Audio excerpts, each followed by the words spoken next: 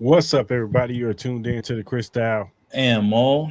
podcast, episode 259, Big Energy Monday. Hope everybody's having a good day, whatever you're doing. You're at home, you're at work.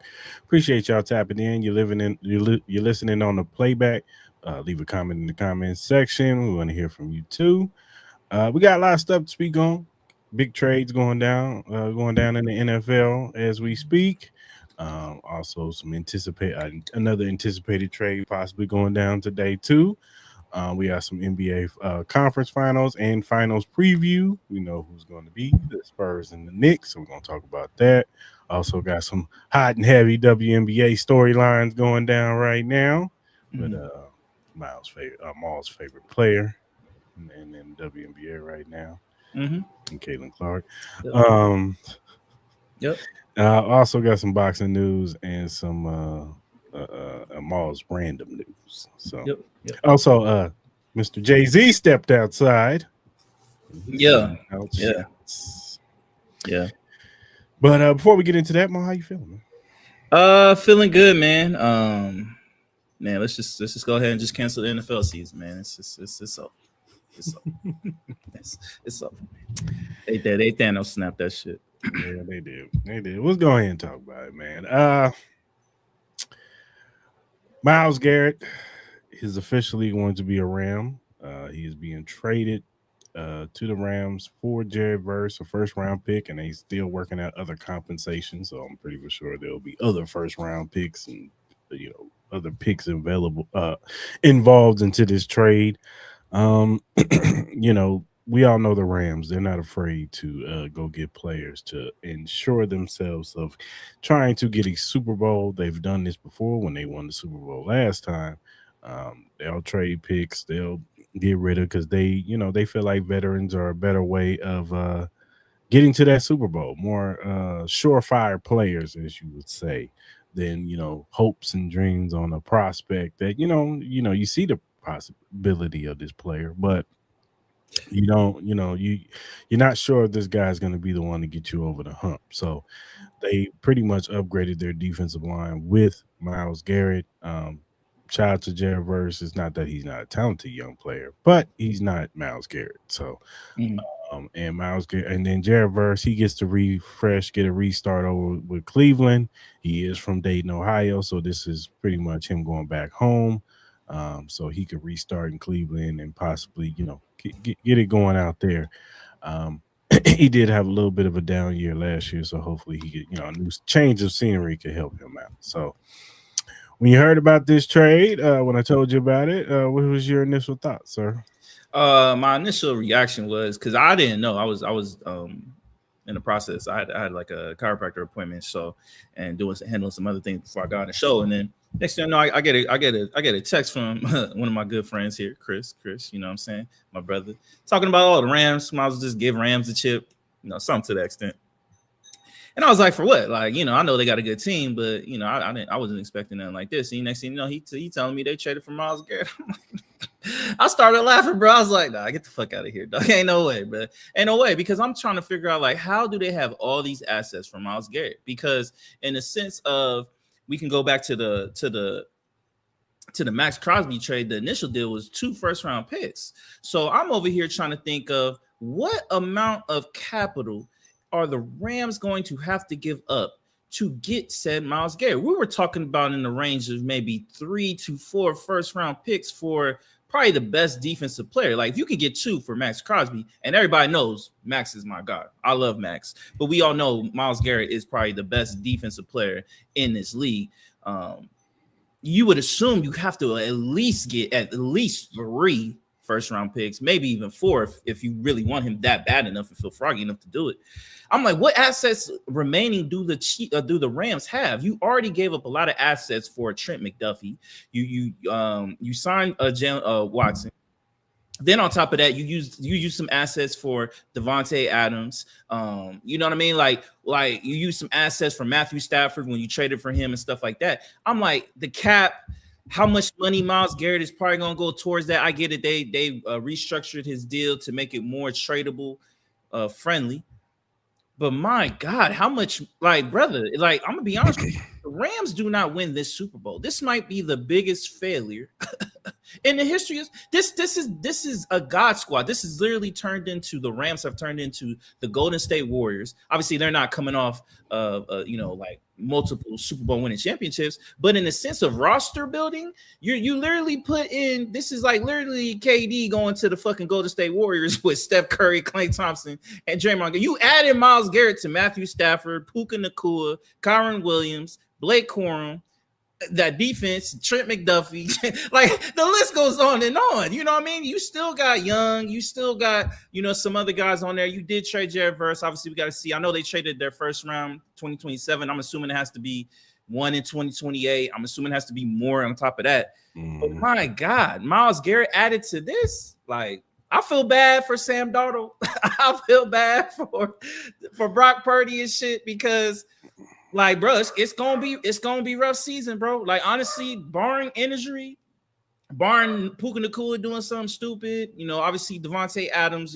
obviously you want him to stay healthy and stuff like that. Barring something drastically, especially with Matthew Stafford, as long as he stays healthy, this team has to be your Super Bowl favorites at this point, and it shouldn't even be close. It shouldn't even be close at this point. No, I agree. Now the scary part, Mo, the Rams just like pick up the phone and be like, "Hey, AD, I know you be in the gym, dog." Like, yeah. Oh, Aaron Donald. Look, if I'm Aaron Donald, I'm intrigued because at the end of the day, brother, you're getting nothing but one-on-ones at that point. You put Aaron Donald and Myles Garrett, bro, I'm not even looking forward to the season at that point. I'm not. I pray to God. I pray to God that the Raiders do not play Fernando Mendoza when we play the Rams this year. Like, Kirko, I love you, brother. I love you. I love you, bro. But I'm not putting my future against Aaron Donald and Myles Garrett. And Aaron Donald is still in shape, bro. Like, if you see a lot of his videos, he's doing a lot of stuff on like I think he has a Twitch channel. I'm not even sure, but he does, or a YouTube channel or something like that. But he does post a lot, and my man is in football shape. He's still ready to be signed. If I'm Aaron Donald, I'm intrigued. A 1-year deal for like maybe like $2-3 million or some shit like that. Whatever they could pay him, $10 million, whatever the case may be. I'm sure they'll give him whatever, because Aaron Donald's probably the GOAT of the Los Angeles Rams franchise in a sense. But if I'm Aaron Donald, I definitely will take the call and I will listen. And if that happens, God fear us all. God fear us. That's the final Thanos snap right there. You add Aaron Donald back into this, and then on top of that, it's not like you got to play him every down. You wouldn't have to play him every down. You could play him in specialty zones. Like, it's Aaron Donald, dog. Like, he hasn't been in the league for what, 2 years now. So it's not like you got to rush him back. It's not like, brother, you could come. You can start training camp, take your time. What's all we need you to do is just rush the passer, dog. Just rush the passer. We don't need you to do no gimmicks, no stunts. Not like Aaron Donald needed that anyway. This motherfucker's the best defensive player of all time, most likely. But you pair him. Come on, dog. I'm calling AD today. Like, bro, you see what we doing over here, player? Do you want to ride? And on top of that, Super Bowl out here, you know what I mean? Like, bruh. I'm just saying, man. He could, him, Fisk, Mouse. The Niners got to be pissed, bro. Game 1, Brock Purdy might not survive game 1, dog. He might not survive. Trent Williams, dog. Hey, bro. I know you nice. About to get them old knees, bro. Come on, man. Christian McCaffrey, like, dog. I know what 49ers are like, bro. What? Seattle too. Seattle, but I'm like, you off the rip, bro. And if they get 8 Aaron Donald too, I'm just saying. If I'm the Rams, I'm putting the call in. Like, hey, brother, you playing next to Myles Garrett, dog? Come on, man. So we'll see. But even if they don't get Aaron Donald, they're still, like you said, they're still the perennial favorites to win the Super Bowl this year. Yeah, and this makes up for them not, because we killed them for getting Ty Simpson with that 13th pick. You know what I'm saying? Because they could have got a Reuben Bain or I'm still killing them because you still could have added. You could have added Kenyon Sadiq to this offense. You could have added Mekhi Lemon to this offense. You could have added more cornerback help. You could have added more safety help. You could have doubled down. Like, I understand Ty Simpson. Like, does this kind of, and sorry to cut you off. And does this kind of like alleviate some of that, like, what the fuck are you doing type of mentality with type? To me, no, it still doesn't. To me, it just makes it even more clarifying. Why did you waste it on Ty Simpson? You could have used this to add even more depth to your team. Another slot receiver. Imagine if they had Mekhi Lemon on top of adding fucking Myles Garrett. Like, bruh, what are we on? I still assume Ty Simpson would have been there in the second round. So imagine you took Mekhi Lemon in the first, then you took Ty Simpson in the second round, or potentially maybe moved back up a little bit too, because you know what I mean, into the end of the first round to get Ty Simpson. That would have made much more sense to me. Yeah. You know what I mean? So again, like, yeah, obviously people are it's Myles Garrett. We're gonna be talking about Myles Garrett for all the way until the training camp begins, you know what I mean? But it's crazy. And we didn't even think this was gonna be the biggest trade of the day. Yeah. Now, suppose, we're still anticipating that the other trade should be going down today for AJ Brown to the Patriots. So we'll see when that goes down. I've been seeing reports saying that the Patriots are still unwilling to give up that first for AJ Brown. So we'll see what's up. Like, who knows? At this point, the Rams might just sweep it on. Yo, might as well just make it a whole fucking party, dog. At this point, the Rams might as well just trade for AJ Brown. They might as well continue to try to trade for Max Crosby. They might as well continue. Like, bro, we turn this into a fucking Madden team. We're turning this into a Madden team. You know what I mean? Like how fearful? Like, is this the greatest roster of all time? Like, obviously, we're not talking about like projection or anything, but just roster wise, is this the greatest roster of all time? I don't know if it's the greatest roster of all time, but it's up there. I don't know if it's the greatest. Like, it's a good roster. It's like, you got Myles Garrett on that defensive line. I mean, Brian Young is good, but he's not like. But he's gonna get surmountably better. But you got to think the trickle down effect with Myles Garrett. Yeah. Like, he's gonna get surmountably better with Myles Garrett in that lineup. Like we like Jared Verse. But brother, you're not Myles Garrett, brother. You're not going to command a double team, sometimes even a fucking triple team. Like, all those guys on the front with Fisk and Young and everybody else that they got, that's all one-on-ones, bro. Yeah, if you can't be one-on-ones, you don't deserve to be in the league at that point. No, you're right.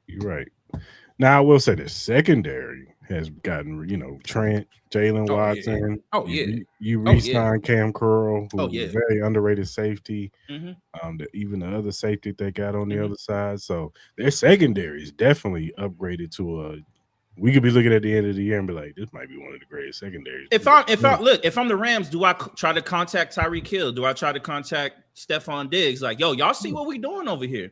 Yeah, like, you know what I mean? At the end of the day, Tyreek. At the end of Tyreek and be like, I would call Tyreek. Yo, what's up? Be ready in October, November, motherfucker. Yeah, because at the end of the day, it's like we all expect Devontae Adams. He's getting older. He's getting more nicks and bruises and stuff like that. Even though I still think he's a dependable receiver, but you put Tyreek Hill in that slot, and you still got Kyron Williams. I love Blake Corum. I'm a really big fan of Blake Corum. You still got Tyler Higbee.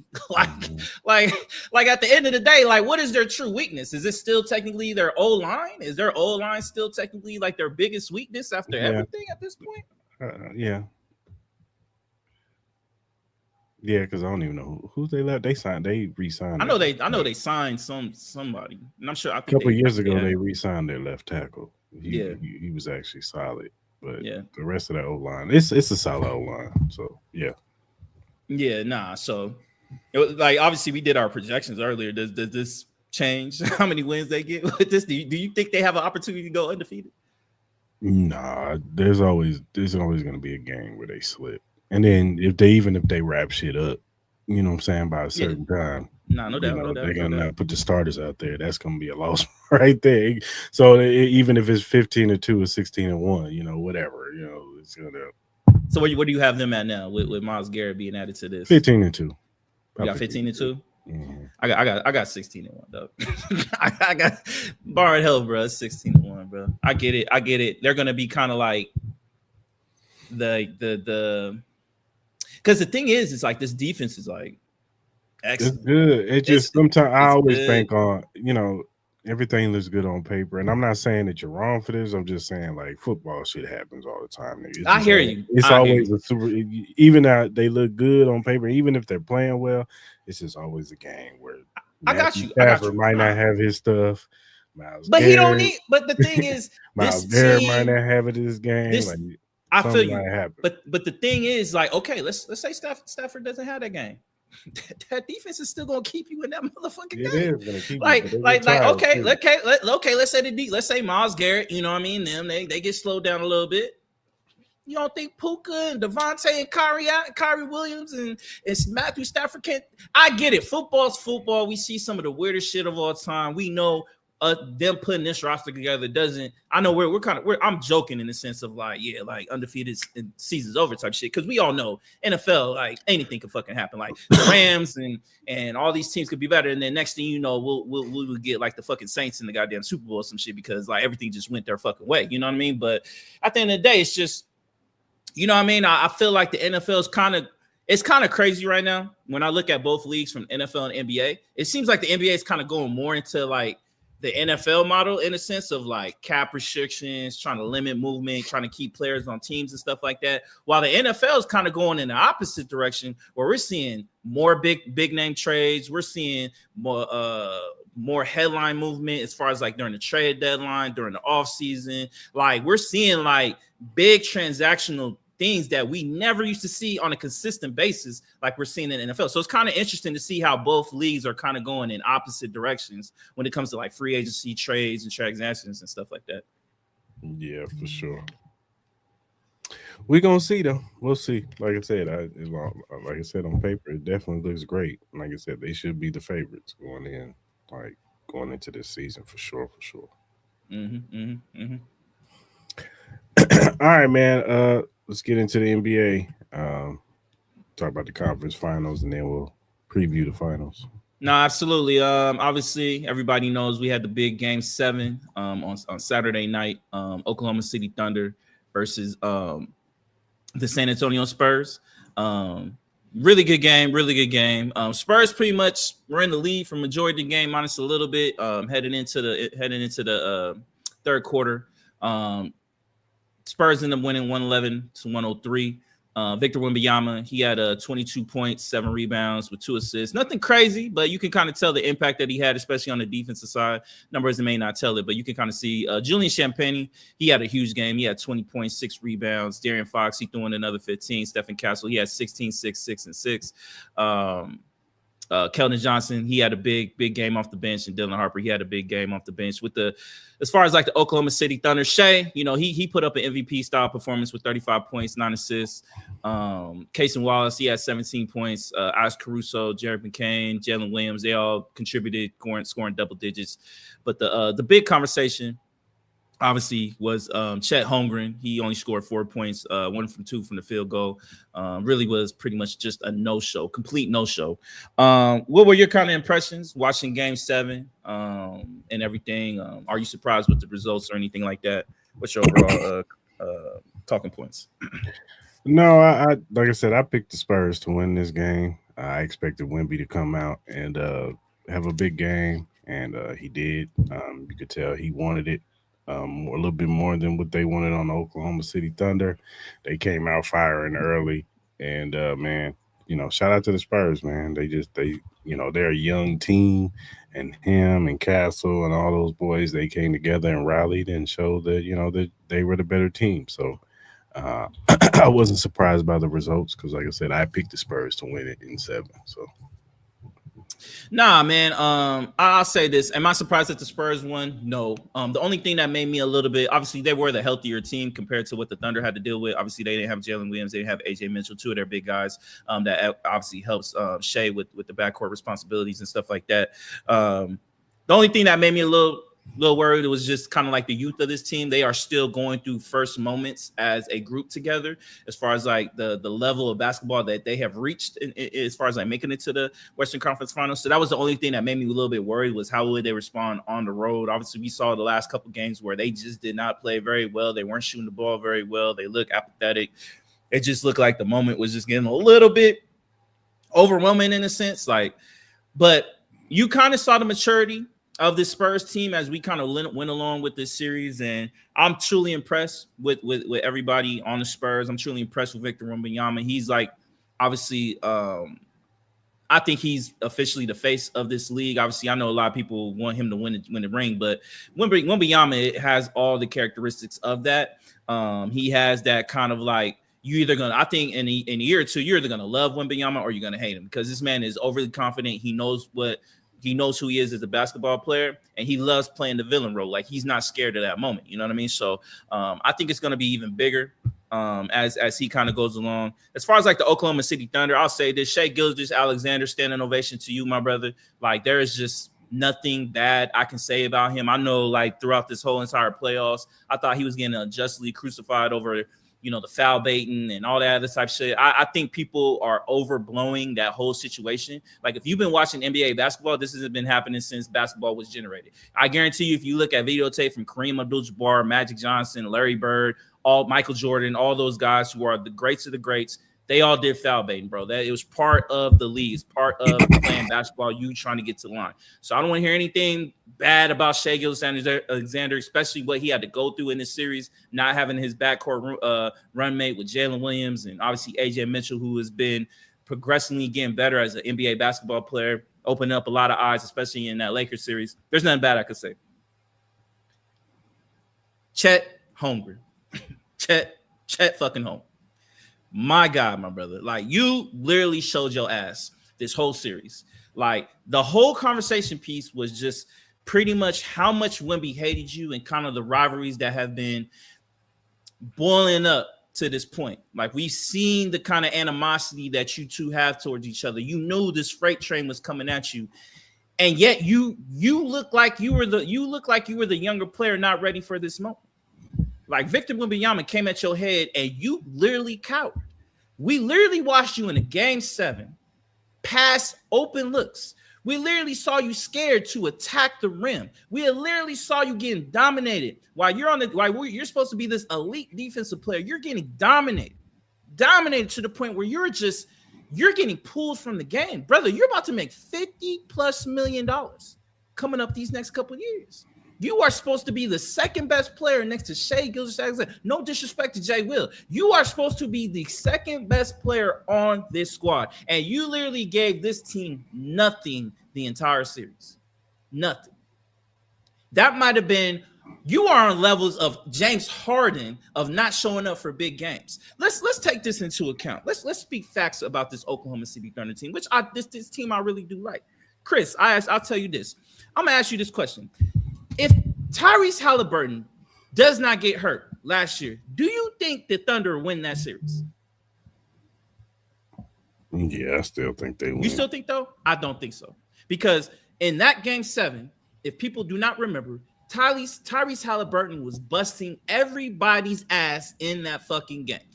They were up by double digits. They had that game in control. And even when Tyrese Halliburton went out, they still struggled to pull this Pacers team away. So I'm going to be honest with you.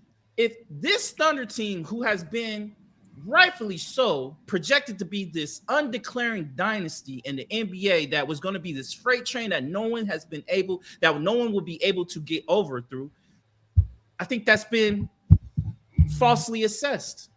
This is a very, very excellent team. This is a championship level caliber team. But do I think they're this freight train that is unbeatable? I do not. I've come to the conclusion. I used to be that person that think like, man, I don't see how anybody's going to beat this Thunder team. And I kind of gave them a little bit of a pass in the Pacers series because I was like, all right, this is their first time going through this opportunity. They're learning on the go. They were able to finish it, even though Tyrese Halliburton had that devastating injury and was on like one of these historical runs that we did not see coming from that Indiana Pacers team last year. I still gave the Thunder the benefit of the doubt. I'm like, okay, they're going to grow from this. Everybody should be better from this. Everybody should be more well-equipped to go into series and stuff like that. And they started the season off very strong. We were talking about conversations of them even beating the Warriors' regular season record. Then you know what changed? The Oklahoma City Thunder and San Antonio Spurs played out here in Las Vegas, Nevada in that in-season tournament. Victor Wembanyama was out for a couple weeks, so people don't remember. He was out for a couple weeks with a calf injury. He even missed the first quarter of this game. And in that first quarter, the Oklahoma City Thunder were dominating that game. The moment Victor Wembanyama showed up, everything changed. The moment Victor Wembanyama punked Chet and showed that there is nothing this Oklahoma City Thunder team could do, that's when things changed. That's when they started losing multiple games. That's when other teams started figuring out. Let's be honest. Even with my Lakers, I don't care what anybody says. If you watch those games, without Luka Doncic, we gave them hell. Yes, they did sweep us. But I'm going to be honest with you. That was a tough 4 games for them to sweep. And if we had Luka Doncic, I'm not saying we win the series, but I think it looks a whole lot fucking different. It really does. So, and then we get to the point of the San Antonio Spurs. And this Oklahoma City Thunder team and Chet Holmgren, especially Chet, he needs to look in the fucking mirror, dog. Do you want this shit or do you not? Do you want to go after? Because this man ain't going nowhere. Victor Wembanyama ain't going nowhere. You need to make the decision, brother, whether you need to go do the Aaron Rodgers shit and take some ayahuasca and go into the rivers and understand who you are as a person and what you need to be a better basketball player and be more mentally tough. But until you make that transition, until you elevate your game offensively, defensively, psychologically, this team ain't going to be what everybody projected to be. Yes, they're going to be always a tough out. Yes, they're always going to be an excellent team because Shai Gilgeous-Alexander, he will be better off of this. But will you, sir? I'm not worried. I'm not worried about anybody else on that squad. I think J-Dub, he will get better. Obviously, it's all about health with him. Shai going to get better. I'm not worried about Chet. You are the main cog in this team to be successful. You are the main person that's going to make this team be better than San Antonio.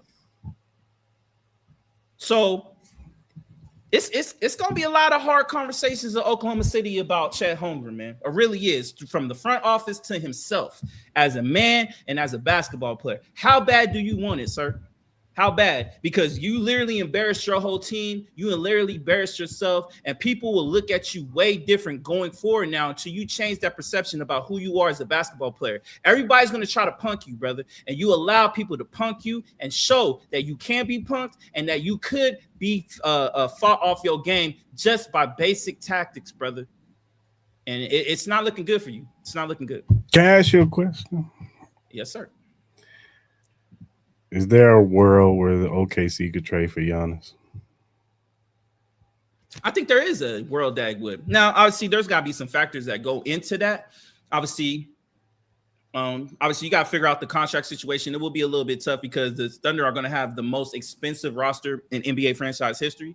Then on top of that, you got to figure out if Giannis even wants to go to Oklahoma City Thunder. He's been made it very particular of places he wants to go. Would that be on his list? Knowing of the caliber team, like, would he be a fan of going to Oklahoma City? Like, I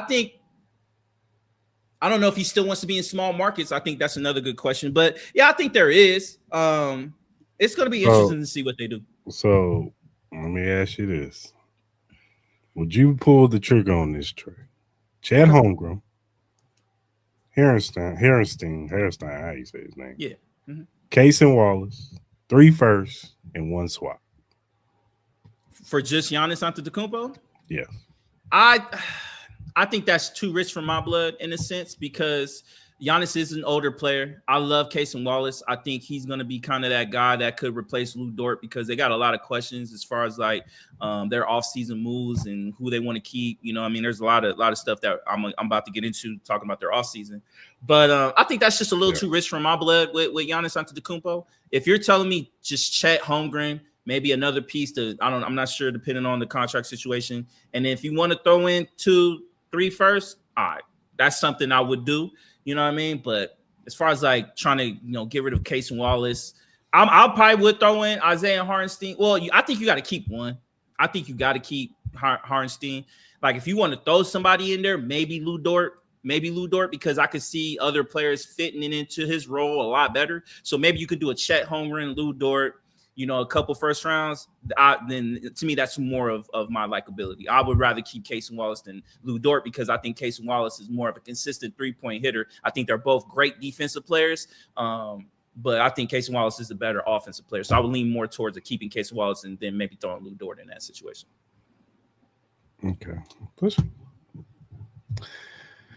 All right, man. So, how you feeling about this series, Knicks Spurs? How we feeling? This is a pretty much a rematch of the finals from what 50 something years ago, or Not so. that long. God 20 damn. something years. 20 Well, something years. well, obviously, this will be a rematch of the in season championship game. Obviously, they did play earlier. Knicks won that game, and I think that game kind of could tell how this series might go. Obviously, these two teams are very different compared to where they were in December. Obviously, this is obviously the last time the Knicks even made the NBA Finals was back in 1999. And who did they play that year? The San Antonio Spurs. So it's like kind of like these teams are kind of destined. They kind of have like this like facade rivalry in a sense, because anytime the Knicks have been able to win a championship, whether it's in season tournament or NBA Finals, the San Antonio Spurs have been in their way as far as like recent memories. So I think, obviously, I think the consensus will be that the San Antonio Spurs are the favorites. I think a lot of people will probably pick the San Antonio Spurs to win just based on them beating the Oklahoma City Thunder, the likes of Stephon Castle, Dylan Harper, and obviously Victor Wembanyama. He's kind of like the outlier. But I'm going to be honest with you, dog. I think the Knicks match up very, very well against this team. I know a lot of people think that Jalen Brunson's going to have this tough time against Stephen Castle. Look, I like Stephen Castle, and he played really great defense on Shai Gilgeous-Alexander, but let's not state the fact. Shai still averaged 26 plus points. He had 35 points in that game 7 loss.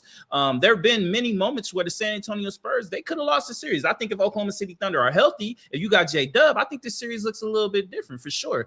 I think the Knicks match up very, very well. I think with Mitchell Robinson, I think he can match up really well against Victor Wembanyama on the defensive side. I think Karl Anthony Towns, if possibility, I think what the San Antonio Spurs are going to do, they're kind of going to try to do this like Rome style zone defense where they're going to have kind of like 2-2 and then 1, and then Victor Wembanyama will kind of be like the roamer. You have the guys on the edges kind of protecting the perimeters, and they're going to kind of just flow, kind of what they've been doing the whole time, letting people kind of flow towards Victor Wembanyama, and he kind of be the defensive anchor in the back. That in the backcourt, that's what I think is going to kind of happen.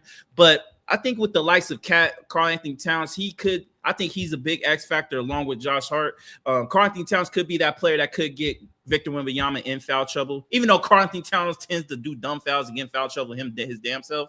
I think it could be a situation where I personally think the Thunder. I know everybody thinks the Thunder are a great defensive team, and they are, but this Knicks team is a better defensive team. If you look at from top to bottom, especially from their starting lineup, they have the 3 best perimeter defenders in the league with Mikal Bridges, OG Anunoby, and Josh Hart. So, yeah, you can tell me that Jalen Brunson is going to have a tough time with Stephen Castle, and he is, because Stephen Castle is a bigger body, 6'6", 6'7". Obviously, he's bigger. Jalen Brunson, he's a smart basketball player. He's going to figure out ways. He's been doing that his whole career.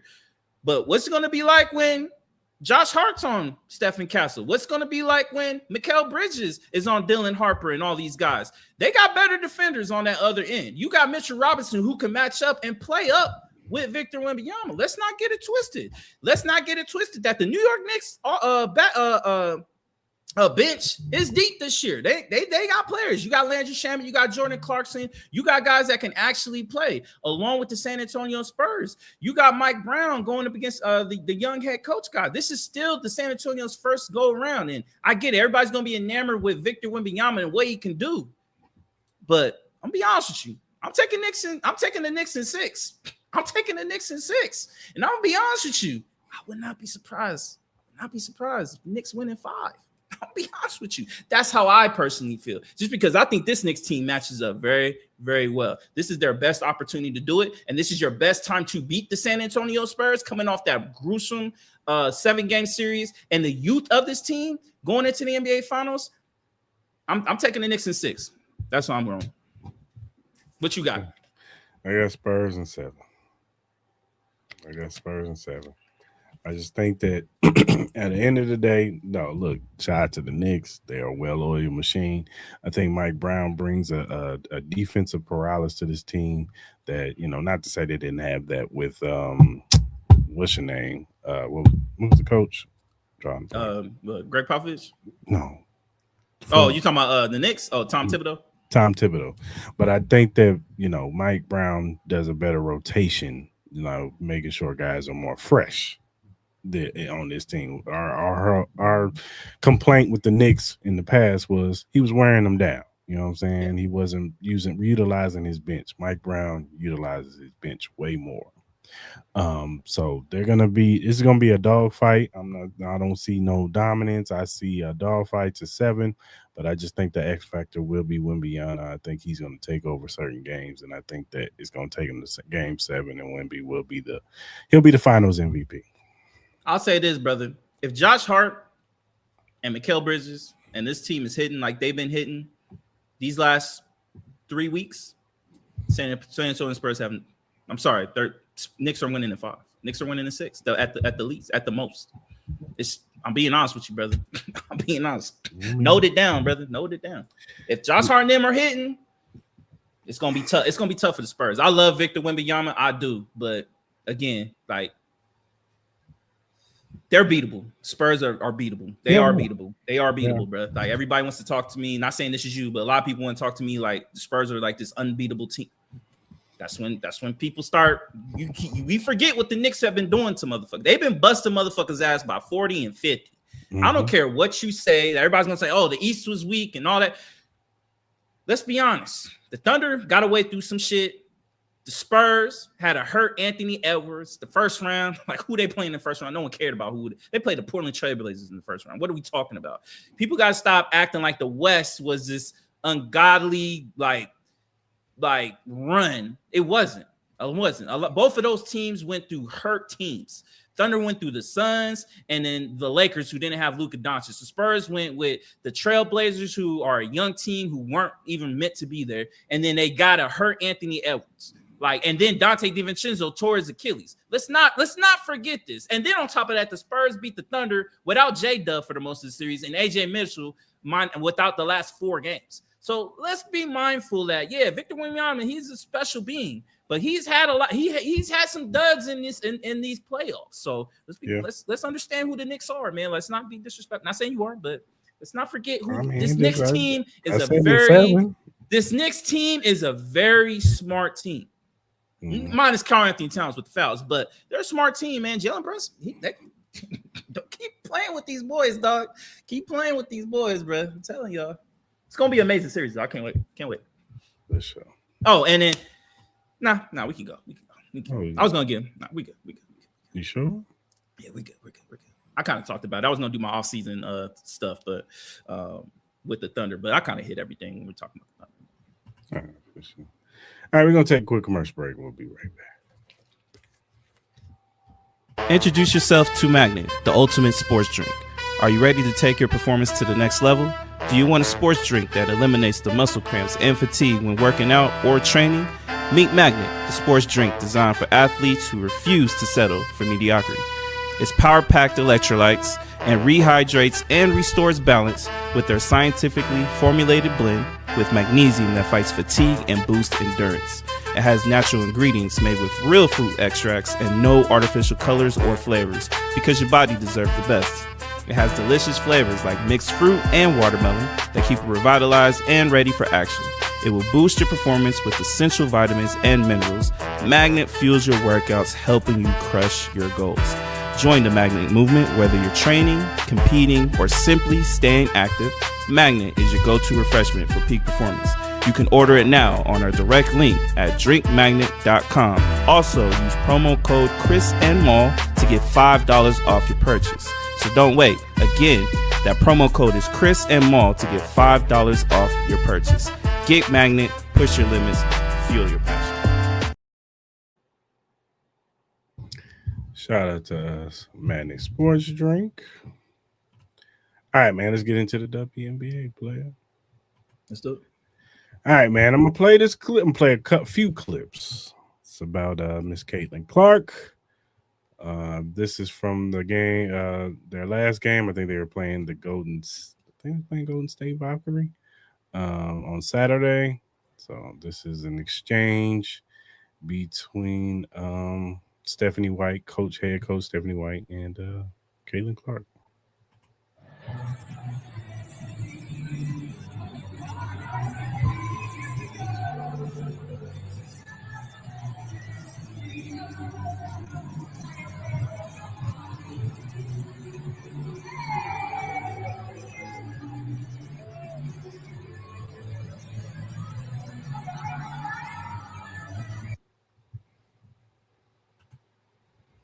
Now that was, making the rounds of an exchange between head coach Stephanie White and Caitlin Clark.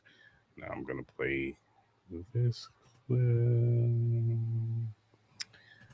Give me a second, people. Yeah, this is Sue Bird and Cheryl Miller talking about the situation. Shifting our attention to Indiana. After starting the season 4-2, the Fever have lost 2 in a row, and they're coming off a 16-point loss to the Fire yesterday. Cheryl, from what you're seeing, what's happening in Indianapolis? Right now, it's frustration, and unfortunately, it's boiling over, and it's being seen. It's one thing to have it behind closed doors, but when it spills over and when the coach has to basically say, hey, you know what, Caitlin, enough is enough. This is too disruptive. In and out, take a seat. What do you think? I agree. I think it's frustration. I'm not like the best lip reader, but I feel like Stephanie White did say defense a couple times. And Caitlin Clark was in foul trouble this game. And obviously we know how things were being called. So I think it is a lot of frustration, but it's also like not that crazy. This isn't the first time we've seen this. It doesn't have some deeper meaning to it. I've had moments like that with coaches. I think it speaks to relationships, player-coach relationships. Like shout out Brian Agler. You could say anything to that man, and you could keep it moving. And then I had other coaches where maybe you couldn't, and you have to learn each other in that way. But you knew the line. But you knew the line when it becomes disruptive, and then when and that's when even Kelsey Mitchell kind of chimed in and said like, you need to go stand over here and let us just regain calm in our huddle. When it becomes that disruptive to the entire team, somebody has to step in. Well, that's my question for both of you, because you've played on teams where there are high expectations. You know what that pressure can be like. Are these moments actually impacting their ability to win games? That's the question. Is there more to this? Because at the end of the day, if you're winning, no one even blinks at that conversation in the huddle. But that's not what happens. So I think in this game, it did. I think they got off to a great start if you hadn't watched. They then faced a Portland team that when you give them any kind of confidence, they get rolling. It's really hard to keep up. And in the midst of this was foul trouble, I think a disconnectedness amongst the team. And then, it ended up, the frustrations boiling over, ended up having them lose this game on the road in the ways in which they did. And everyone's talking about Indiana and their defense or lack of. And all the fingers are being pointed towards Caitlin Clark. And look, if I'm Caitlin, everyone this season is going to, come straight at her because they want to see if she's physically able to keep up.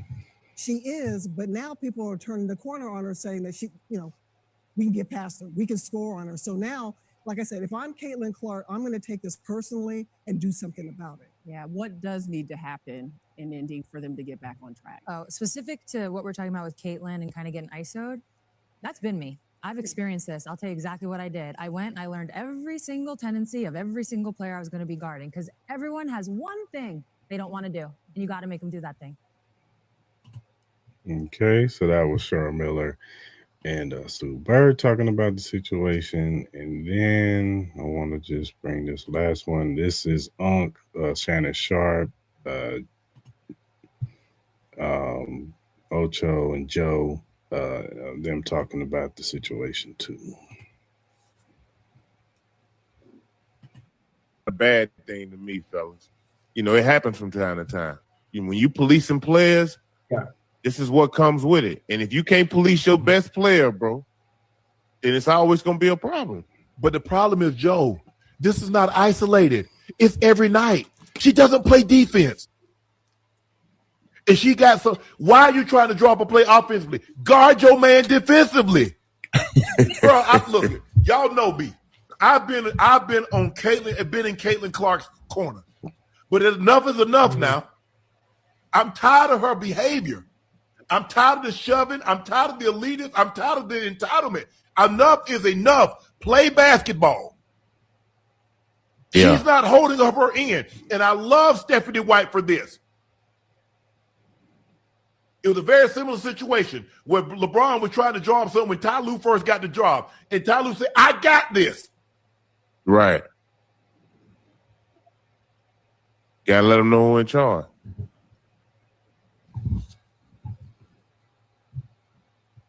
Ain't nothing wrong with a little passion. Where is that passion on defense? Y'all say she got passion. Where is the passion on defense? Because guess what everybody doing? What they doing, Joe? attacking her. Yep. The same thing they do with all scores when you don't play. Luka, the best scorer in the NBA. Tell me where they go. That's how you offset it. Make their ass work on defense. Joe, You think you think you finna just come down? Go ahead. Huh?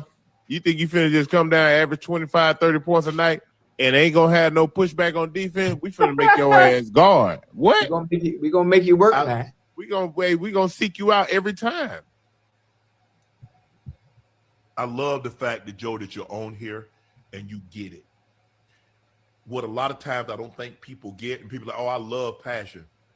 If your coach can't coach you, you might as well just go ahead and get them up out of there. So, with all you seeing all that, I know we've talked about this to nauseam, and we pretty much, laid this out about Caitlin Clark before, and without going on a long rant, you know what I'm saying? But just overall, after everything you've seen, heard, what are your thoughts? Look, at the end of the day, I'm gonna apologize first to Caitlin Clark because I did say that she only does this to, I've only seen her do this to black coaches. Obviously, she gives this heat to all colors around. Look, man, at the end of the day, am I surprised? No. I've been saying this shit since she got into the league. Everybody knows how I feel about her. This just solidifies it even more. And I'm finally glad that people like Shannon Sharp and Stephen A. Smith and all these other people that have been trying to throw her in our faces, talking about like she's the greatest thing since sliced bread, when we can name at least 20 other basketball players who are just as good as her, even better. Like, you're starting to see the true colors of Caitlin Clark. Caitlin Clark is not a likable player. She's not that, like, she's cool offensively, but even then, her numbers are kind of skewed in the sense of how much she dominates the ball defensively. And I'm tired of people trying to always use Luka as like this person that is like, look at Luka when he plays, but he plays way better defense than Caitlin Clark. Caitlin Clark wishes she could play defense like Luka Doncic. And I'm not saying Luka is like this defensive god, but come on, man, let's look at the numbers. Let's chill out. But this Indiana Fever team, Chris, me and you have stated before, we don't even think Caitlin Clark is the third best player on this team. Like, she might be the third best player on this team, but she's not one or two. She's not. It's Kelsey Mitchell, then Aaliyah Boston. And then the times that we have seen that pecking order, the Indiana Fever have looked really good. We saw what this Fever team looks like without Caitlin Clark in the playoffs. They gave this Aces team, who is an all-time great dynasty of NBA circles, and went to the last game of the season and then it took Kelsey Mitchell to be dehydrated for us to even win in convincing fashion. Mm-hmm. That's how good that team was. So again, like, am I shocked? No. I'm finally glad people are starting to see the real Caitlin Clark. I've never been a big fan of Caitlin Clark. I think she's an ugly basketball player. I think she's a terrible teammate. You see how she deals with coaches. And then on top of that, I don't think no coach can coach her. Like, there's video of Genie on Raymond saying he didn't even want Caitlin Clark on, because he's like, I don't like her attitude. She's not even willing to be coached. You know how much better of a player she probably would be if she would be willing to accept the coaching. Like, her coach is one of the best coaches in the league. She's proved that time and time again. You know what I mean? Just because you shoot the ball from 30 feet don't make you an all-time great. Sorry, it don't. Okay, so, again, I'm not surprised, man. She is who she is. I will never root for her. I think she's terrible. I think she is the antithesis of being a great teammate. And it shows time and time again. She's uncoachable, and she's going to do what she wants to do. And that's just the way it is. You're going to have her fans who are going to be diehard and saying Stephanie is this terrible coach that needs to be fired and all that stuff. Like, you go ahead and fire her. Who you going to find that's better to coach this team? You know what I mean? As long as you hit your wagons to Caitlin Clark, you will never win a championship. I'm gonna state it right now. You'll never win a championship. Yeah, I agree. I just, like you said, we've said this and stated this before about Caitlin Clark, that she's really bought into her hype, is what it looks like, and she's really, really now being real bratty. I didn't like the way she acted during the negotiations. She didn't stand for nothing. She didn't say, I'm with the ladies. I want to see us, further this league. Not one comment, not nothing. And it was just like she was just quiet through the whole thing. And then it was like, all right, y'all got it done. All right, cool. Let's go play basketball. It was like she didn't stand with the women. And some people will be like, oh, well, they've been against her. I don't think nobody's been against her. They just, they're competitive. You know what I'm saying? If you got this hype, then they're gonna test it. What you think gonna happen when Juju Watkins come into the league? They're gonna test it. Okay, yeah, you did all that shit in USC. Let's see what you do in this league when all of us are good. When we're gonna bust your ass every night and put them elbows in your face. Are you gonna get back up and play? Or are you gonna quiet about and look at the refs? Or are you coachable? You know what I'm saying? Can you play in a team-oriented space? And that's the problem with Caitlin Clark, is that with this Indiana Fever team, we've said it. And Kelsey Mitchell and Aaliyah Boston are the focal point of this team. They play better. They've shown it. And until Caitlin Clark gets that through her brain and evolve her game, she's going to have to learn to evolve her game, man. Like, she's going to have to play a little bit better. Look, I'm not expecting Caitlin Clark to be all team defense, but just show effort. That's all I'm asking. Just show some effort. Show like you fucking care on both ends of the court. Be a good teammate. That's alarming to me that when Cheryl Miller said that Kelsey Mitchell even had to tell her, hey, man, you got to go over there. Like, you kind of fucking up the vibes over here right now. Like, take your ass over there and do something. You know what I'm saying? Like, and I'm paraphrasing, but I'm just saying it's just like, it's not been a good look for Caitlin Clark, and now people are seeing it, firsthand. And I see some of the defenders out there. I saw some crazy ass person say on Twitter today, oh, she should just quit and go start her own little tour of basketball. And I'm like, dog, that ain't gonna work. That's not gonna work. But what's that gonna do? Ain't nobody gonna go watch it. That not. No. So so I don't want to hear that. And then watch the league crumble. The league is not gonna crumble if Caitlin Clark leaves. Sorry to bust y'all bubble. Because what y'all gonna do when y'all find out the truth? What y'all gonna do? So let me see this. Challenge the coach. Challenge many of the games she won't be with the team at the end of the year. Cool. Well, I was gonna ask you, like, if you own the Indiana Fever, would you consider trading Caitlin Clark for a top pick next year? Oh, that's gonna be difficult. That's a difficult question, because if she continues this way and by the end of the season, because we know how fans can get, man, they'll turn on your ass.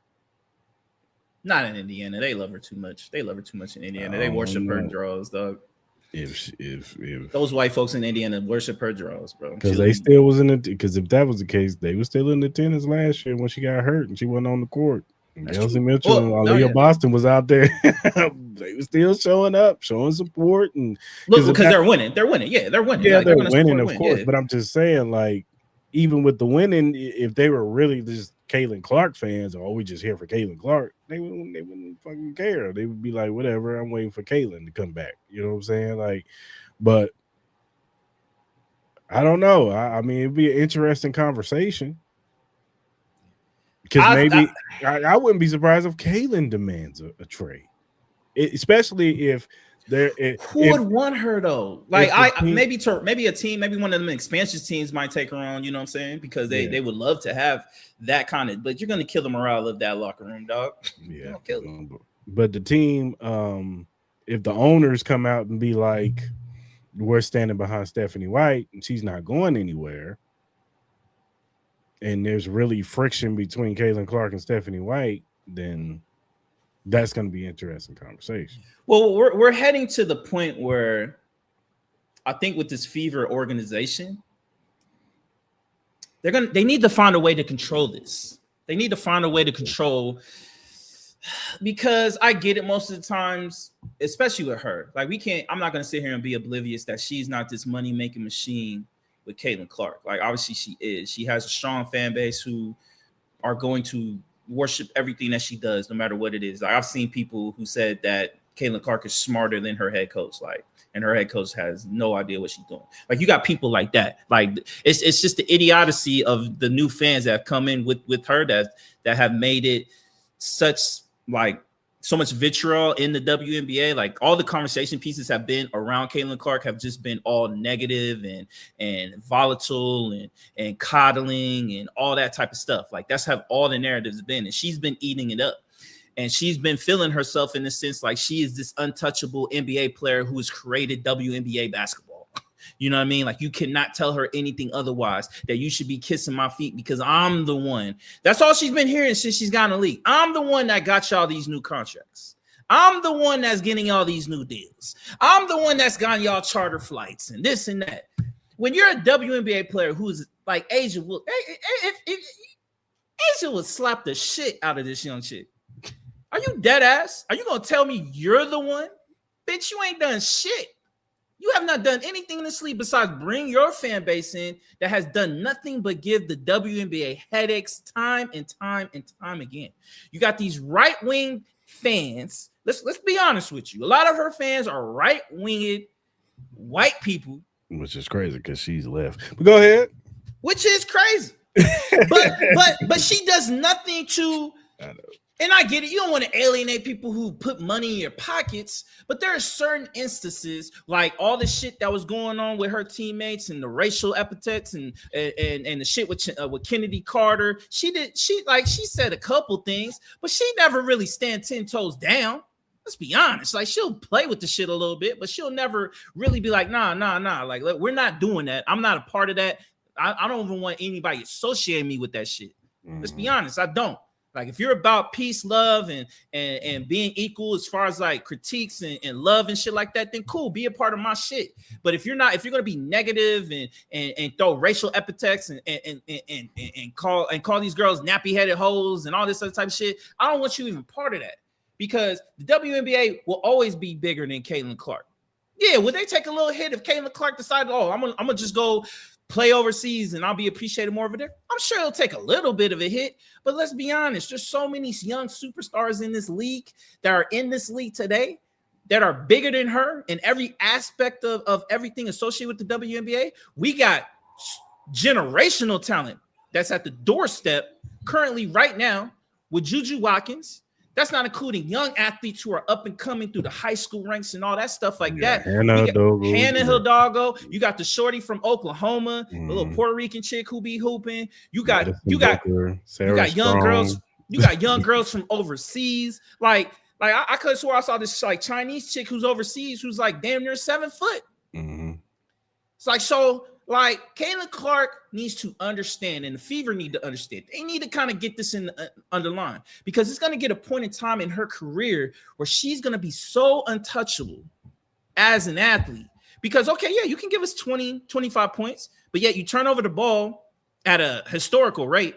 You give us no defense at a historical rate. You're going to get played off the fucking court. We're trying to win games. We're trying to win chips. If you can't be a part of that, and if you can't be coachable, what coach would want to accept that? You know what I mean?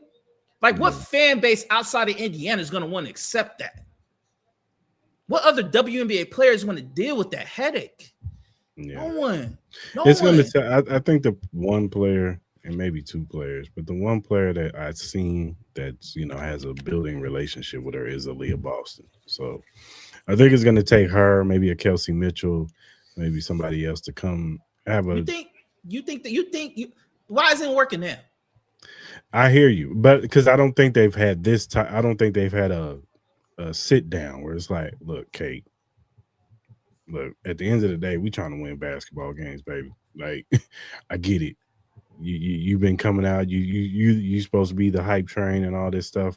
And I'm not saying you say it like this, but it's just like, but we need you, and we need you to be a part of this. Like, for real. Like, we need you to be a part of this. Let me ask you something. What is taking so long? This ain't the first time we've seen her blow up at teammates. We've seen her blow up at assistant coaches. We see her flail her arms when she doesn't get past the ball. We see her just pout and moan on the court, let defensive opportunities slide by. What is Aaliyah Boston and the rest of her teammates waiting for at the end of the day to have this conversation? Because this is your time to shine. Because now national media is talking about it. Well, national media is turning on her. Now that's the difference. They've always been watching her, but they're now starting to understand who she is as a person and as a teammate. And that's why I have my issues with Shannon Sharp, because it's like you can't create the monster and then be mad because the monster is a monster now. you know what I'm saying? Like that's why they got to tame it. They got to find a way to tame it. They got to find a way. They got to find a way. The national media, and look, I'm not. She has to be accountable for her actions. She's a grown ass woman. But the national media has a part in this too, of hyping this up so much to where they made her seem like she was the greatest thing coming out of college. You know what I'm saying? And like we've never seen anything like this before, even though we've seen players like her before and better. We've seen players can shoot from the logo. Sabrina Nescu, Sue Bird, like Diana Taurasi, like come on, man, come on, dog. Players like her before because she played at Iowa. And let's be real, it's because she played at Iowa. Because if she played at UConn or Notre Dame, or she'd be another good player on a team full of good players. Can I ask you this question? Go ahead. Minus the whole situation with her and Angel Reese.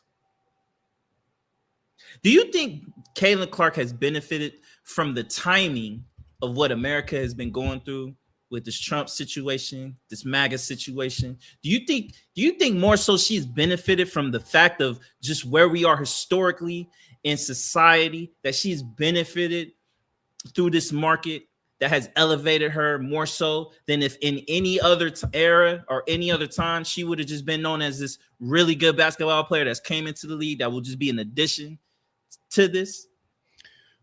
She's benefited from that, but she's also benefited from, and I've seen, and I can tell I've seen this.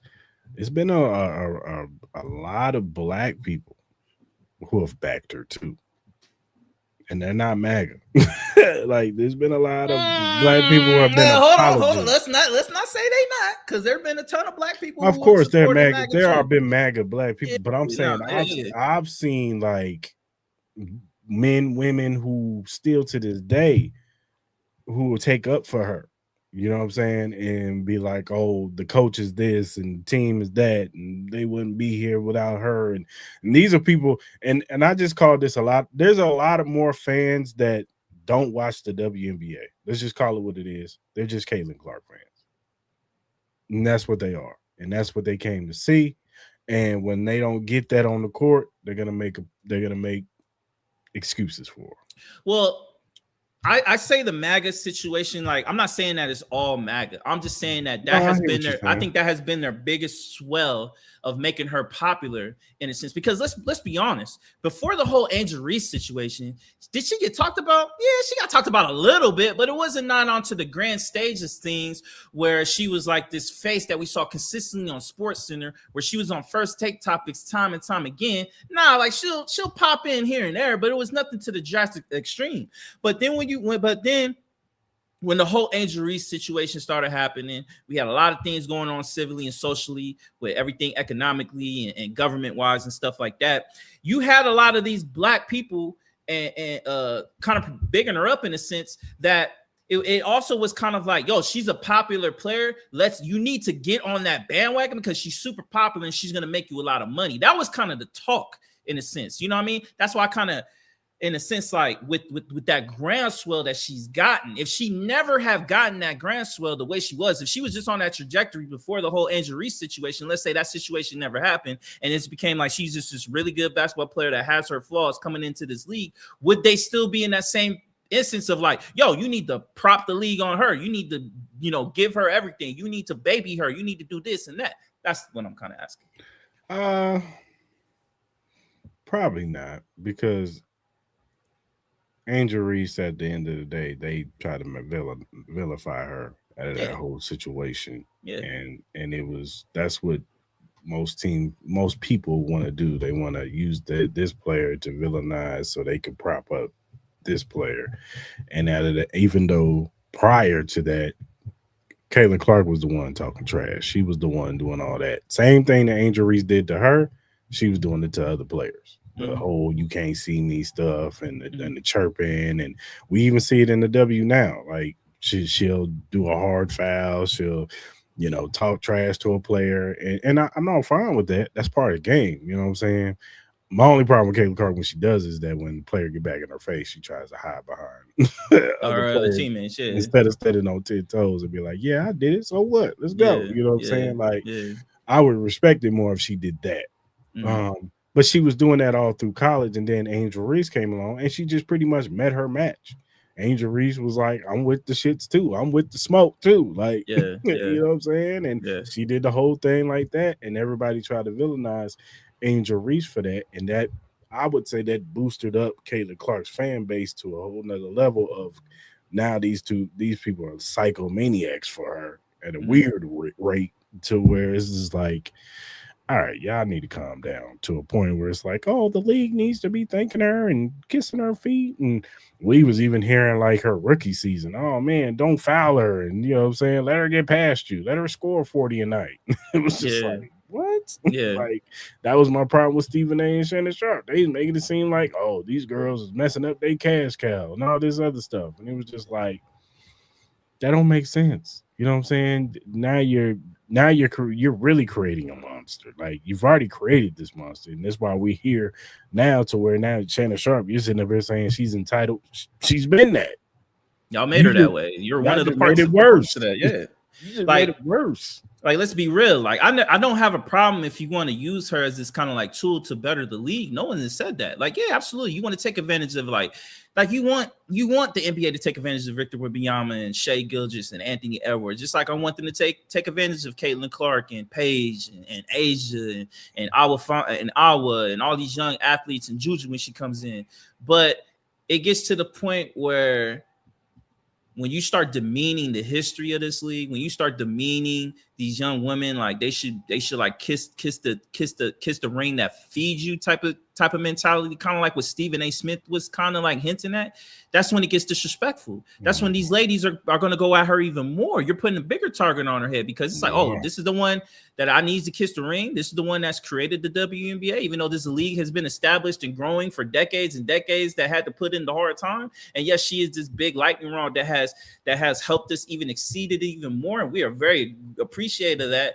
But you ain't got to demean us through that. Like we are just some like poor spoon-fed WNBA players who weren't striving this league to be better, who weren't trajecting this league to be in a better place. It was always going in a great direction. I think women's sports has been growing as time, and people have become more accepting of women's sports, and it's become very, very popular and stuff like that.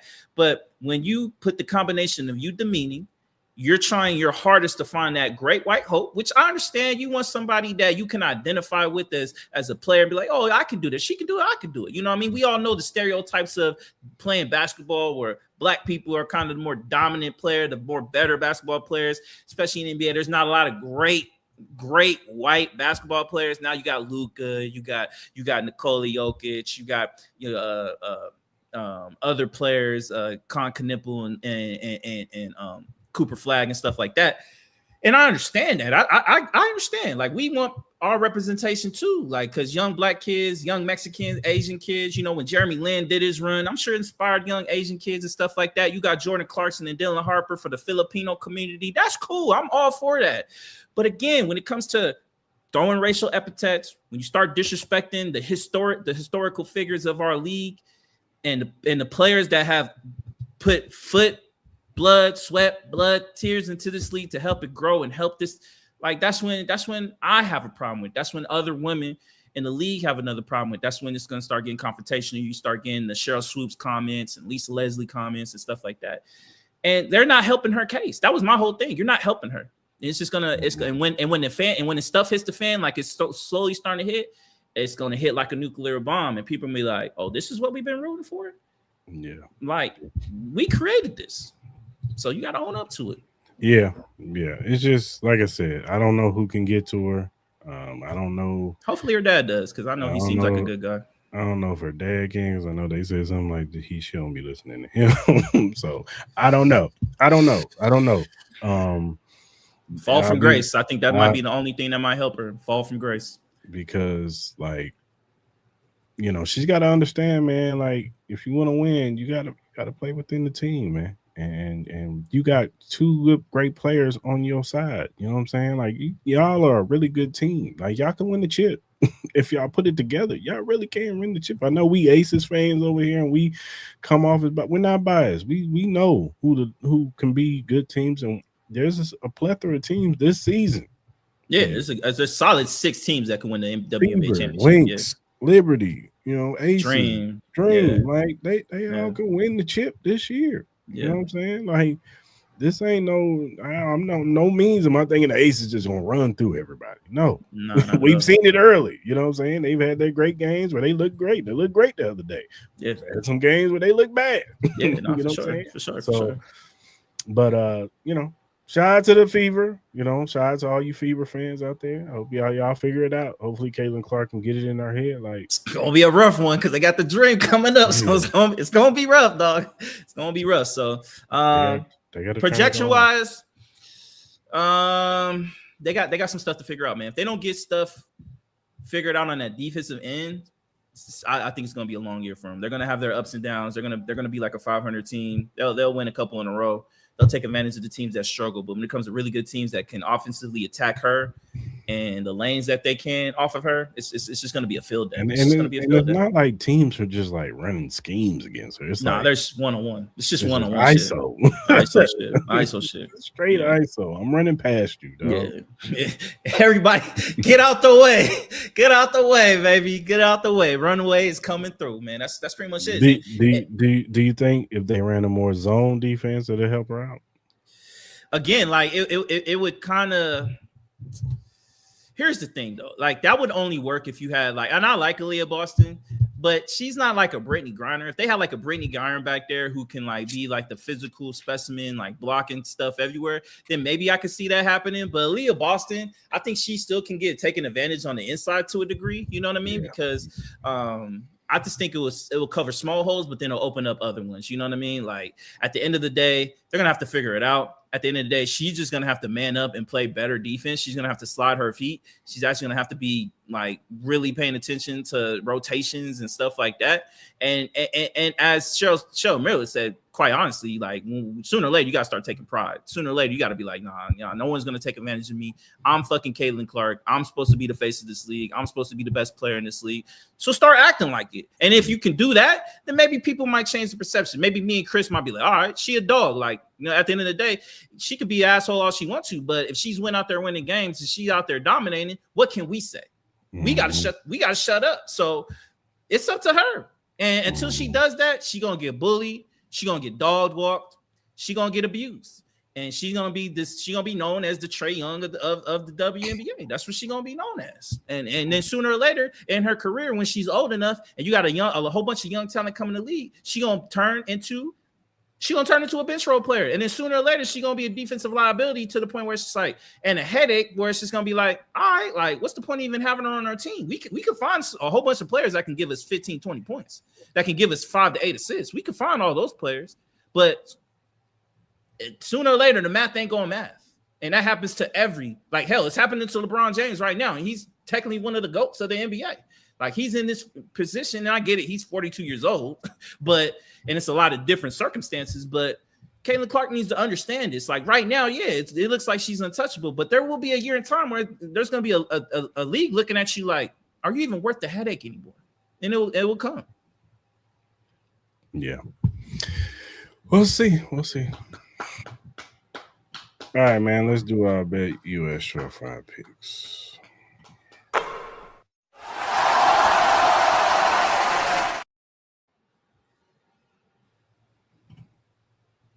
All right, man, what you got? All right, so I got the Dodgers -1.5 tonight against the Diamondbacks. Big one, Stanley Cup or Vegas Golden Knights. They start tomorrow. I can't wait to watch that, man. I'm gonna take the under 5.5, just because I think they're two big defensive squads that are gonna kind of play into the roles. Obviously, VGK, they've been out for a little bit. Obviously, Carolina, they came off a series winning on Saturday, or Friday, I believe. So I think that's going to be a low-scoring game. Hopefully the Golden Knights win. And then obviously Wednesday, I'm going to take the Knicks +5 over the Spurs in Game 1. All right, so I got the Tampa Bay Rays over the Tigers. I got the Dodgers over the Diamondbacks. I'm taking the Knicks +5, and I'm taking the Vegas Knights money line. If you go to any of our social media platforms, you'll see the BetUS link. Go ahead and click on that. First-time users only. You sign up. You put the promo code JOIN125. You get 125% sign-in bonus plus 10% gambler's insurance. That's 3 risk-free bets on $100 up to $5,000. So that means if you bet $100 on your first 3 deposits and you lose your bet, you can keep your money. So you can keep your money or you can win you some money over there. Just go up there, sign up, tell them Cris Mall sent you. And that does it for I Bet US Surefire Picks. Damn, that's all they gave up?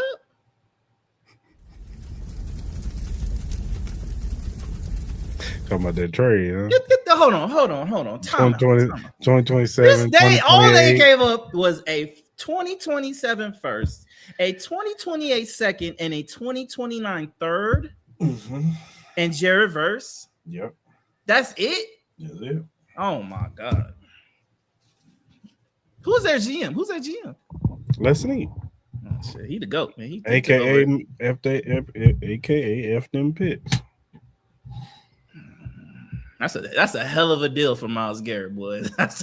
You only gave up 1 first round pick. That's a hell of a deal. That's crazy. I do think it has to do with. There's got to be a contingency on that second round where it might potentially go into a first. There has to be something like that.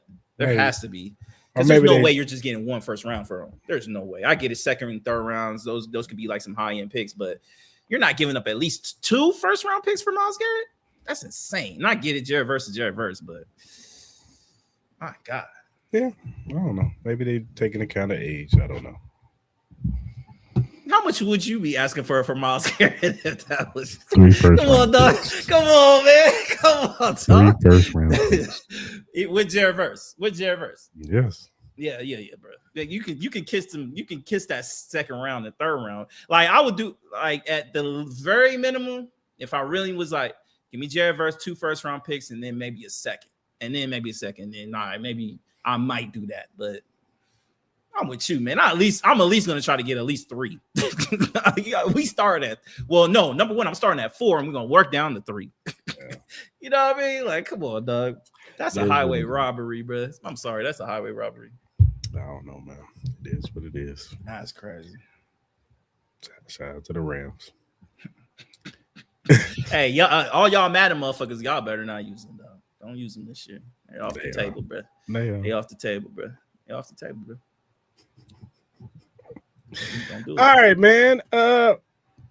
Mr. Sean, Corey, Carter, Jay-Z, Hove has stepped outside. He was at the Roots picnic doing a set. Yeah, he was. Shout out to the Roots. And before the set started, he decided to spit a little freestyle. I'm going to play it, and we're going to react. 911 is a joke. Public enemy #1, I've been ranked. The rock's not crumbling. The leprechauns have magically run out of pranks. Your son on a federal jail line mumbling something about having too much in his drink. You know how dumb that is? Another one fumbled his, wonder how I get the blame. Niggas' teeth is tumbling out their mouth and somehow I'm the one who done it. It's a mystery gang.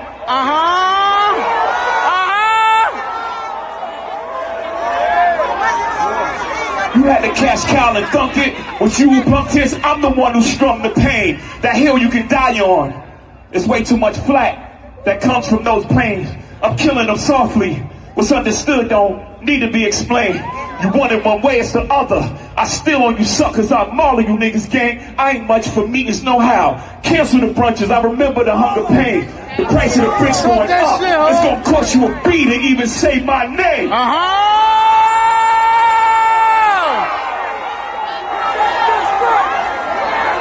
You ever heard of the Wonderkin? My children and some of them, have you niggas no shame? Y'all trying to get underskin? I really get underskin. Ask unharmed player. Y'all thugs with y'all thumbs again. Everybody think they're the ones insane. You're no maniac. Watch y'all saniac in my presence, nigga shrink. I need a new therapist. This shit is not working. I'm truly on the brain. Y'all better not encourage him. Y'all don't want me to think these thoughts that I think. That nut ass nigga still stuttering. And Chatty Patty down on his luck again. Quest introducing me to Jaguar. I don't know why I still fuck with him.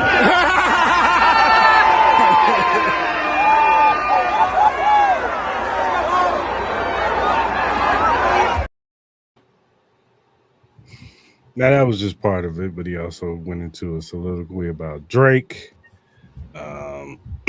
pretty much telling him that you're looking at the wrong charts. You need to be arguing with you still arguing with your publishing. The crackers still got your publishing. You need to be arguing with them. Your contract says perpetuity on it. Pretty much saying that you got owners, you know what I'm saying? You workers. I ain't no worker. I'm an owner. You know what I'm saying? And I ain't never looked up to nobody. They all looked up to me. He sent some shots to Kanye's way, talking about his kids. He said some stuff about Nicki Minaj and her dude and how he can't pick up their kid. And he kind of left that alone. Mm-hmm. But overall, how did you feel about the freestyle? That's Jay-Z, man. It's Jay. We all knew this moment was coming. Like, he has a lot of stuff on his plate this summer. I feel like I know there's been interviews where he said, he hasn't been working on new music. I tend to think he's lying. I think we're gonna get something here soon, whether it's a couple songs, whether it's like a mini project, a full-fledged album. I don't know. I think we're gonna get something. Obviously he has he did the Roots. Obviously he has the big concerts at Yankee Stadium coming up in July. But at the end of the day, this is Jay. This is something I expected. I think this sparks great conversation throughout the hip hop community. It can spark anticipation for who it's aimed at, the parties that could respond to this. So we'll see. Obviously, there's been a lot of conversations. Academics have said some things. Charlemagne and all those guys they've had conversations about this all day. So. Jay gon' Jay, man. Jay gon' Jay, and Jay will always, he will always try to outshine a lot of cats. And what can I say, man? It's Jay. That's all I can really say. It's Jay, man. It's Jay, bro. I appreciate him. And like, it's always good to see, because how many more opportunities are we gonna get to see stuff like this? It's always cool moments, man. It's always legendary moments, man. He always does it in a way that's impactful, that he's gonna get noticed and he's gonna get heard, and it's gonna be felt throughout the whole music industry. So I'm anticipating we'll probably hear more in the next coming weeks, heading into his Yankee Stadium leg, where he has 3 nice shows where he's doing the anniversaries of The Blueprint and Reasonable Doubt. So I expect some of these cats to respond. You know what I mean? I get it. Hearing that conversations about Drake, is the guy that got Jay out and all this. Jay, come on, dog. Like, let's relax. Let's relax. You know what I mean? Like, let's chill. Like, you know what I mean? So, but again, as my motto is Jay's Jay. Jay's Jay. He also said some stuff about that the drink, him fumbling over a drink. You know what I'm saying? That was him talking about Tory Lanez too. So he sent shots to everybody. But like you said, man, that's Jay-Z. When he steps out, everybody's gonna stop. And it was he was just responding to everybody who said something to him or said something about him or said something about the people he loved. So Jay, the best way he's gonna address it is he's gonna get on that mic and he's gonna tell you how he feel. You know what I'm saying? So it was good to see him on stage. I know some people were trying to downplay it, say, "Oh, that freestyle was trash." No, man, he sent the right shots that he needed to send. Little love taps. You know what I'm saying? Just letting them know, hey, stop throwing dirt on my name. I see everything, and I hear all. You know what I'm saying? So, and it's gonna be interesting. We'll see if Drake, steps out there and says something else. Yeah, like at the end of the day, I won't be surprised, because I think sooner or later we'll get a tour announcement from Drake. I think that's inevitable at this point. I'm sure we'll hear things from like Tory Lanez. I'm sure we'll hear, Nicki Minaj, she's due for a classic, head over heels rant. That's gonna happen soon on Twitter or wherever outlet she decides to do it on. So I think this is just the beginning of an interesting summer. I think it really is. You know what I mean? Because at the end of the day, if Jay-Z found it worthy the time to respond to you, you're going to respond back. It's just the way it is. Yeah, it's gonna be interesting for sure. For sure. Shout out Jay-Z though. Yeah, shout out to Jay. The performance looked amazing. So yeah, for sure. All right, man. Let's go to some boxing news, man. Over the weekend, we had Bivol. He had his match. He ended up winning unanimous decision. Word is out there that he is, set to face Benavidez next.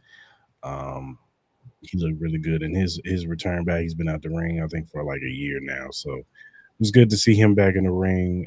But what are your overall thoughts going into his next fight with Benavidez? At the end of the day, man, it was good to see him back. You know what I'm saying? It's always better to have Bivol in there. He looked really good for the absence that he do coming off that injury and stuff like that. So at the end of the day, we're anticipating that we will get this Benavidez fight. I wouldn't be surprised if we start hearing about negotiations here in the next couple of weeks. It didn't seem like he took a lot of trauma, so I don't expect him to have to sit out for too long on like a medical stint or anything like that. So I think we're heading towards a situation where we possibly could see this in like October. I think that would probably be around the day. I could see it maybe October, beginning of November or something like that. Hopefully, again, no disrespect to anybody out there, but hopefully it's not in Dubai.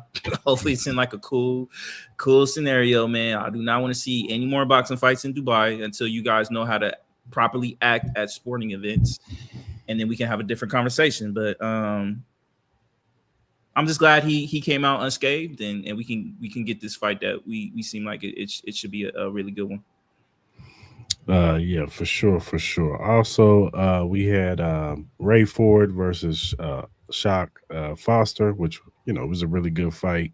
For early rounds it was back and forth, but I feel like Ray Ford, he kind of tired himself out, from the 7th round on, and I think that's when Shock took advantage and just he stepped up to the plate in them later championship rounds, especially in that, I think, because I gave Ray the 10th round, but the 11th and 12th round, I just felt like Shock just showed, there are levels to this, put together some good combinations. But after the fight, of course, because we don't know, Ray Ford is Shakur Stevenson. That is one of his boys. And they going back and forth. Shakur gets in the ring, calls him calls him all kinds of names, and they going back and forth or whatever. And of course, Shock definitely wants that shot. He told him to come to 140 or 135. I would personally want that fight at 135. Yeah. I think it would just be better suit for Shock. At 140, I think he would get hurt. Yeah. But what are your overall thoughts on? I don't know if you watched the fight or not, but just your overall thoughts on if we do get that fight. I did not get a chance to see the fight. I did see that kind of the aftermath with him and Shakur in the ring. So, obviously, would it be something I'll be interested in it? Yeah, for sure. I would be interested in it. Is that the main go-to fight I would want to see Shakur in? No, that it wouldn't be. But at the end of the day, if that's the route he wants to go, then it is what it is. I think it would be a situation where, would he be ready for that? I don't know, man. I think I would want him to. I would want him to wait a little bit on that. But if the money opportunity is there and you want to take advantage of that and you have the potential to shock the world, then I would never deter anybody from doing that, man. Like, go strive for what you think or you're ready for. So I'm not him. I don't know what he's ready for mentally, physically, and stuff like that. But I would be intrigued. I would watch it, but it wouldn't be the first fight I would negotiating wise would have each one of them kind of go towards though. Yeah, for sure. Also on that card, they was talking to Eddie Hearns, and he was talking about Bam Rodriguez. Bam has a fight coming up, not this weekend, but the following weekend against Tonio Vargas to unify the belts. And after that fight, he is supposed to call out Inoue. That is supposed to end. It is going to go down to Japan. Yeah, of course. He's already said that. So what are your overall thoughts on that? Will you still be happy with this fight? Yeah, I would still be happy. It's just disappointing that like Inoue is still not willing to take his talents outside of Japan. I get your comfort zone. I get you're the champ. I get it. You want it to be your way. So I do understand it on that aspect. I just think that some things can be bigger than you in a sense of making a historical battle in a sense where that could be more accommodating to a bigger fan base that would be eager to watch your fight. Like, I just think it's just too hard in the time zone area with Japan to. I think that fight deserves to have more eyes on it in a sense. Like, I don't think it should just be a Japan thing. No disrespect to them, but I think they should really reconsider that Japan destination. I really do, because I just think you would want more eyes on that fight, and I don't think you're going to get that when the fight is coming on at 5 a.m. Like yeah, you'll get the diehards that would potentially be willing to wake up for that, but the casuals, like, it won't work. It won't work at all. So, but we still be anticipating it, but you're pretty much damaging the potential of it being like a big marquee fight, which I think it deserves. Yeah, for sure. I agree, man. I would have loved to happen in the States, but I get it. He's the A side. Anyway, he's going to be the A side, so he's going to pick to where he wants to go. So, it's unfortunate. I low-key think him coming out to Vegas, I left a bad taste because he got knocked down a couple times, and maybe he might have just fucked up his whole vibe. I don't know, man. But maybe if I'm him personally, I would be striving for big time money fights, and the only way you're going to be able to get that, to me, is if you decide to take your talents outside of Japan, or you're going to have to be more friendlier with the timing, that people in the stateside will have more of an opportunity to see it. And I don't know how they're going to be able to accomplish that. You know what I mean? Maybe like find a way to have it be like a noon out here type of situation. Because what time is it out there?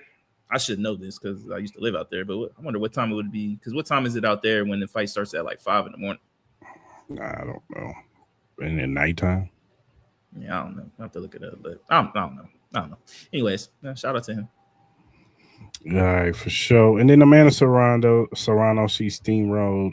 What's her name? Christy. What's her name? Cheyenne Hansen. She got a stoppage in the second round. A lot of talks about what her next fight should be. Amanda. There's Alicia Baumgartner out there. Maybe a rematch with Chris. I forgot the lady's name, but Katie Taylor. Yeah, Katie Taylor. Maybe it's a rematch with that. But. Would you be excited for Amanda Serrano versus Alicia Baumgartner? I would, because I want to see Alicia Baumgartner get her ass whooped. That's what I want to see. I want to see her ass get knocked the fuck out. And it's crazy because I used to be a big fan of Alicia Baumgartner, but I don't know, man. That girl just annoys the fuck out of me nowadays. So, I would like to see Amanda Serrano versus Alicia. Alicia talks a big game, but I think she's picked a lot of favorable opponents that would benefit her. And I think she needs to start getting into some top competition, especially with the mouth that she has. You know what I mean? So, like, she go ahead, she could talk shit to, Carissa Shields, but she knows she's never going to get in a ring with her. So, find somebody that talks shit to somebody you can get in the ring with, and y'all can settle in that motherfucker. But that's what I want to see. Yeah, I want to see that fight. The person I really want to see her get in the fight with, she's trying to duck her. So yeah. Yeah, let me get her. I don't know if she would even take this fight. I don't know. I would be surprised if she took. Well, she's already put her name in that claim. She says she wants that fight next. Oh, she does? Oh, okay. Yeah, that's the two names that she spoke of even after. Oh, well, hold on. What's the other name? What's the other names though? What's the name? Kate Taylor. Oh, Katie Taylor. Ain't Katie Taylor on her way out? Ain't she about to retire or something? Yeah, but she said I can put her out. I can put her out. I see where this is going, though. I see where it's going, though. She can't fool nobody. I'm not mad at it. Katie Taylor did beat Amanda Serrano, so it's not like she's coming off of like 3 or 4 losses. It's different when she got the belts, and she got the belt. So I heard you, but last time I heard, whatever fight she has coming up is supposed to be her last fight, and she's retiring. So, so again, it's kind of difficult for me when you already have a boxer that's mentally already checked out. So I don't know. Yeah, so that's just me. Put Alicia back, and then you still an Alicia Baumgartner fan? I think that she get. I was impressed with her in her last fight. I really was. Yeah. I thought and the lady that she was in the ring with was no slouch whatsoever. No. I'm saying, like, she. But there are levels to it. It is levels, but she brought it to her for sure, and she gave her some good, especially in them later rounds. She gave her some heat to where it was starting to get a little. It was like, all right, Alicia, you better stop trying to trade shots with this girl. She like that. She ain't going down. Yeah, I think that her and Katie Taylor, or her and Alicia Baum, or Amanda Serrano would be good. She's not gonna fight Caroline Dubois. No, If I'm Caroline Dubois, I'm hitting up Amanda Serrano. Hey, yo. Yeah, I'll hit her up. If she fighting Katie Taylor, come holler at me. I think Amanda Serrano might consider that. I don't think she's scared of anything though. So no, she's not. So I think she'll take it. And then there's news that Jamel Charlo will be on the undercard for the Tim Tszyu fight. Tim Tszyu and Errol Spence fight. What are your thoughts on that? I think it's good. You know what I mean? I think it's about damn time. You know, Charlo brothers have just been MIA for the longest of times.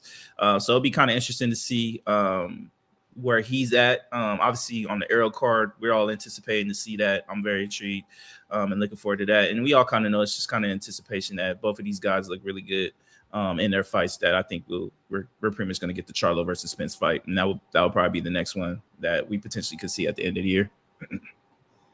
Yeah, for sure. Definitely interesting to see how Charlo looks, and hopefully we get a good fight, and then hopefully Errol Spence looks like Errol Spence again, and we can get some good fights from him at 154. You know what I'm saying? No doubt. We got the Boots Enos and Xander Zayas fight coming up, so Boots or maybe even Xander can put their name. We got Virgil Ortiz whenever he gets his situation fixed and handled. We still got Fedora out there. He's the top dude right now, so we'll see. We'll see how they go. That 154 is really, really interesting because there's a lot of good fighters in that 154 range right now. All right, man, that does it for boxing news. Now it's time for everybody's favorite segment, Maul's Random News. It is now time for Maul's Random News.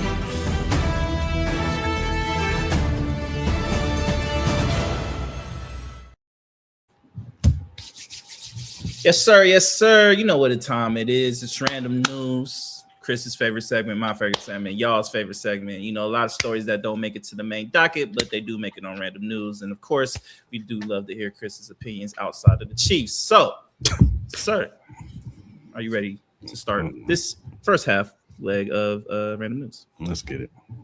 All right, first up, man, I saw over the weekend that we had what was it, Clash in Paris or what it was called in WWE.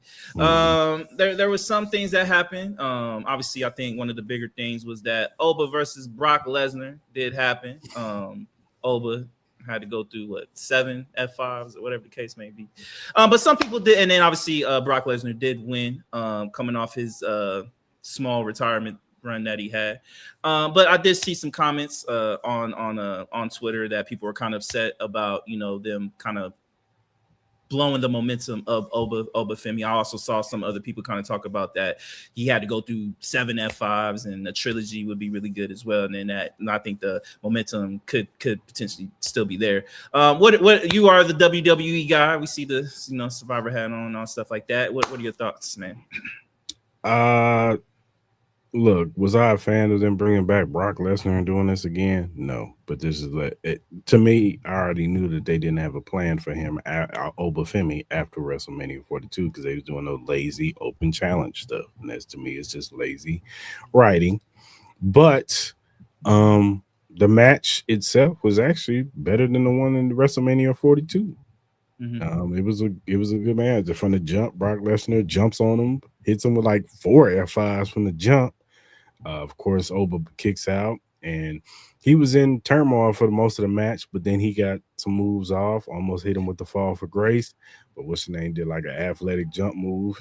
Hit him with the F5 again and got the pin. He also hit him with the F5 on the outside, but Oba just got up like it was nothing. But even Brock Lesnar said, after the match, you could hear him on the outside. It's 1-1. You know what I'm saying? So I'm pretty much anticipating SummerSlam is going to be Brock Lesnar versus Obafemi, Minnesota. That's Brock Lesnar's hometown. That's where he will do his official retirement, I guess. And I think Obafemi will get that W. He also got a W because Raw is going on right now. They're doing the King of the Ring, Queen of the Ring matches right now, and they did like a 4-way, and Oba, he pretty much dominated in that match. So I think the momentum is still there for Obafemi. And if he wins the King of the Ring and beats Brock Lesnar, they'll be fine. They'll be fine. For sure. Were there any other things that did happen over the weekend that you would like to update us on? I did not like the ending of the Cody Rhodes and Gunther match. it was kind of weird. It was an okay match. It was cool, but just the whole his foot underneath the ring and the ref didn't see it, and it was just like he should have never counted in the first place. And it was just kind of an awkward transition from it. It was just weird. The Rhea Ripley Jay Cargill match, it was a good match, and I know a lot of people talk trash about Jay Cargill and her wrestling skills. I think she's getting better, and I've always said that since WrestleMania, I've noticed that when she's in the ring with people who are of elite status when it comes to wrestling, she has tend to have good matches. There were some times where, and I've always had this argument about her, that sometimes she thinks too much. You know what I'm saying? And you could just see it. She's like thinking in her head, so her movements are very slow. I think that she needs to, be a little bit more confident in her movements, and it would sell better. But outside of that, I think she has some great moments. But Rhea Ripley ended up winning because of Charlotte Flair.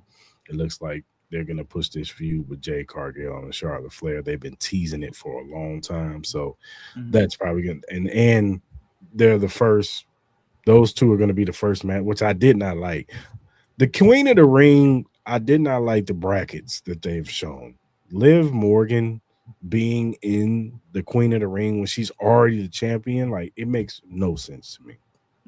None. Like they could have put anybody else in that spot. Now, I think it's going to be a 4-way match, so she'll probably end up losing. She'll probably won't take the pin, but somebody else will win that match. But it just didn't make no sense for Liv Morgan to be in this match. Or being in the Queen of the Ring when you're already the champion. Like, find somebody else for her to feud with. I know y'all was banking on Stephanie Van Kira, but she got hurt, so you got to pivot. So you got to find somebody else. So, what else happened? Oh, So Ruka won the IC belt. I like So Ruka, but even with her, she botches a lot, and she's still kind of thinking in her mind too. Becky Lynch can only cover up so much. Even when the way she won, I was talking to my boy Rob, and it was just like when they showed the replay, what I'm saying, she did a reversal, and her move is like a flip RKO type move off the rope.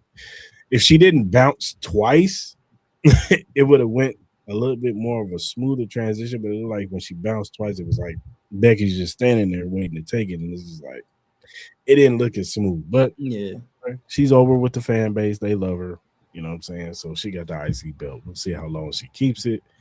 What was another match that happened? Jacob Fatu versus Roman Reigns. It was a good match. You know what I'm saying? It was tribal combat, so anything goes. There was reports that Jacob Fatu had got hurt on Thursday. He had a back injury or something. So I was really paying attention to see his movement, but I don't know if they shot him up with some cortisone or whatever, or I don't know, but he seemed fine to me. He was moving like he always moves. But it was a really good match. Those two got really good chemistry in the ring. I know a lot of people are not liking the whole return of the bloodline thing, but I don't have no problem with Roman Reigns, because what I do like about this storyline is that Roman Reigns is doing it all by himself. Yeah. That's why I didn't understand the LA Knight promo last week when he was going at Jimmy and talking about, oh, y'all are jumping people. It's like, no, they're not really jumping nobody. Like, Roman has been doing this all by himself. He a punk by himself. He beat Jacob twice by himself. So it's not like, the Usos are coming out to help him or whatever. So right. But Roman ended up winning, and the whole thing was that Jacob has to acknowledge Roman Reigns as his tribal chief and serve him, and that's pretty much what it looks like. What happened on Monday Night Raw? He looked like he acknowledged Roman Reigns, and so now he's going to be a part of the first family with the Usos. It was even a funny part after the match when they're all walking up the ramp, and they're walking up. And Jay kind of comes back because Jacob is still like by the ring. He's like, "Hey, chop up, chop, bring your ass home."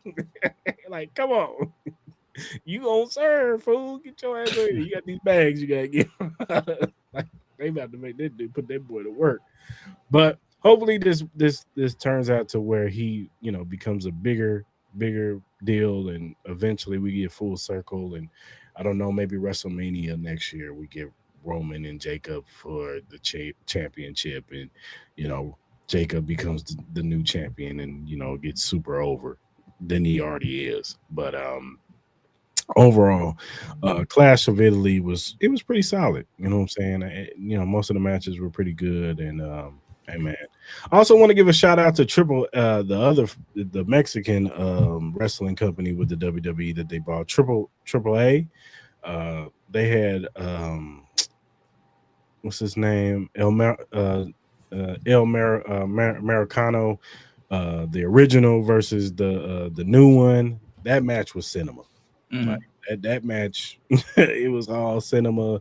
So much, all kinds of shenanigans went out. But the newer version, the Kaiser version of El Americano, won the mask versus match. Chad Gable had to take his mask off finally. Hopefully, this boosters Chad Gable back on WWE to where he, at the very minimum, get back into the IC championship match. Reigns, because that's where he deserves to be. The dude is a good wrestler. He could talk on the mic. He's a good heel. Like, let's put him back. He's actually a good face too. Like, let's get him a program, man. Like, he shouldn't have to put a damn mask on for y'all to like pay attention to do. So, but shout out to them. That was a really, really good match between those two, man. Like I said, it was pure cinema for sure.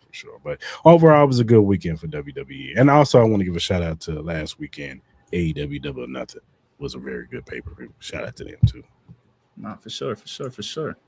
All right, man. I got a clip. Andrew Berry, he made some comments. Let's play this clip real quick.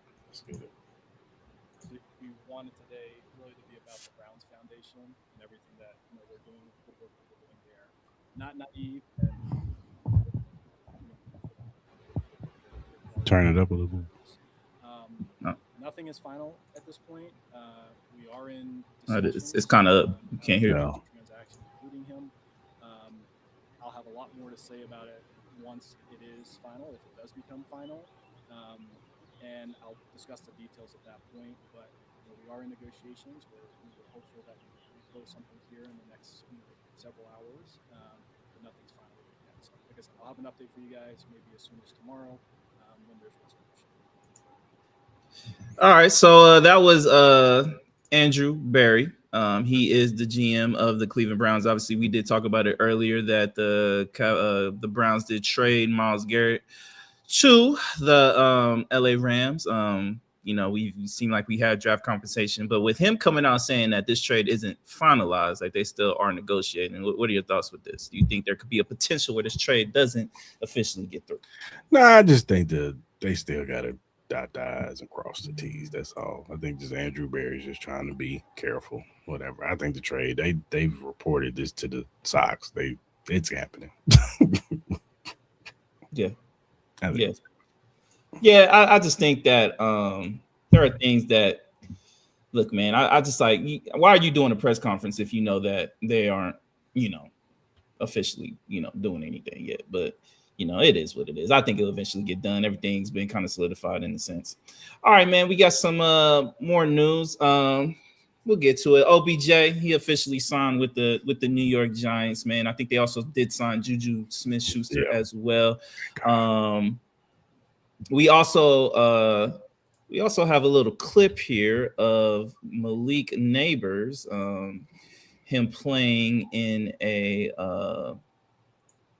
I think it was like a softball tournament or something like that. Let me play this clip real quick.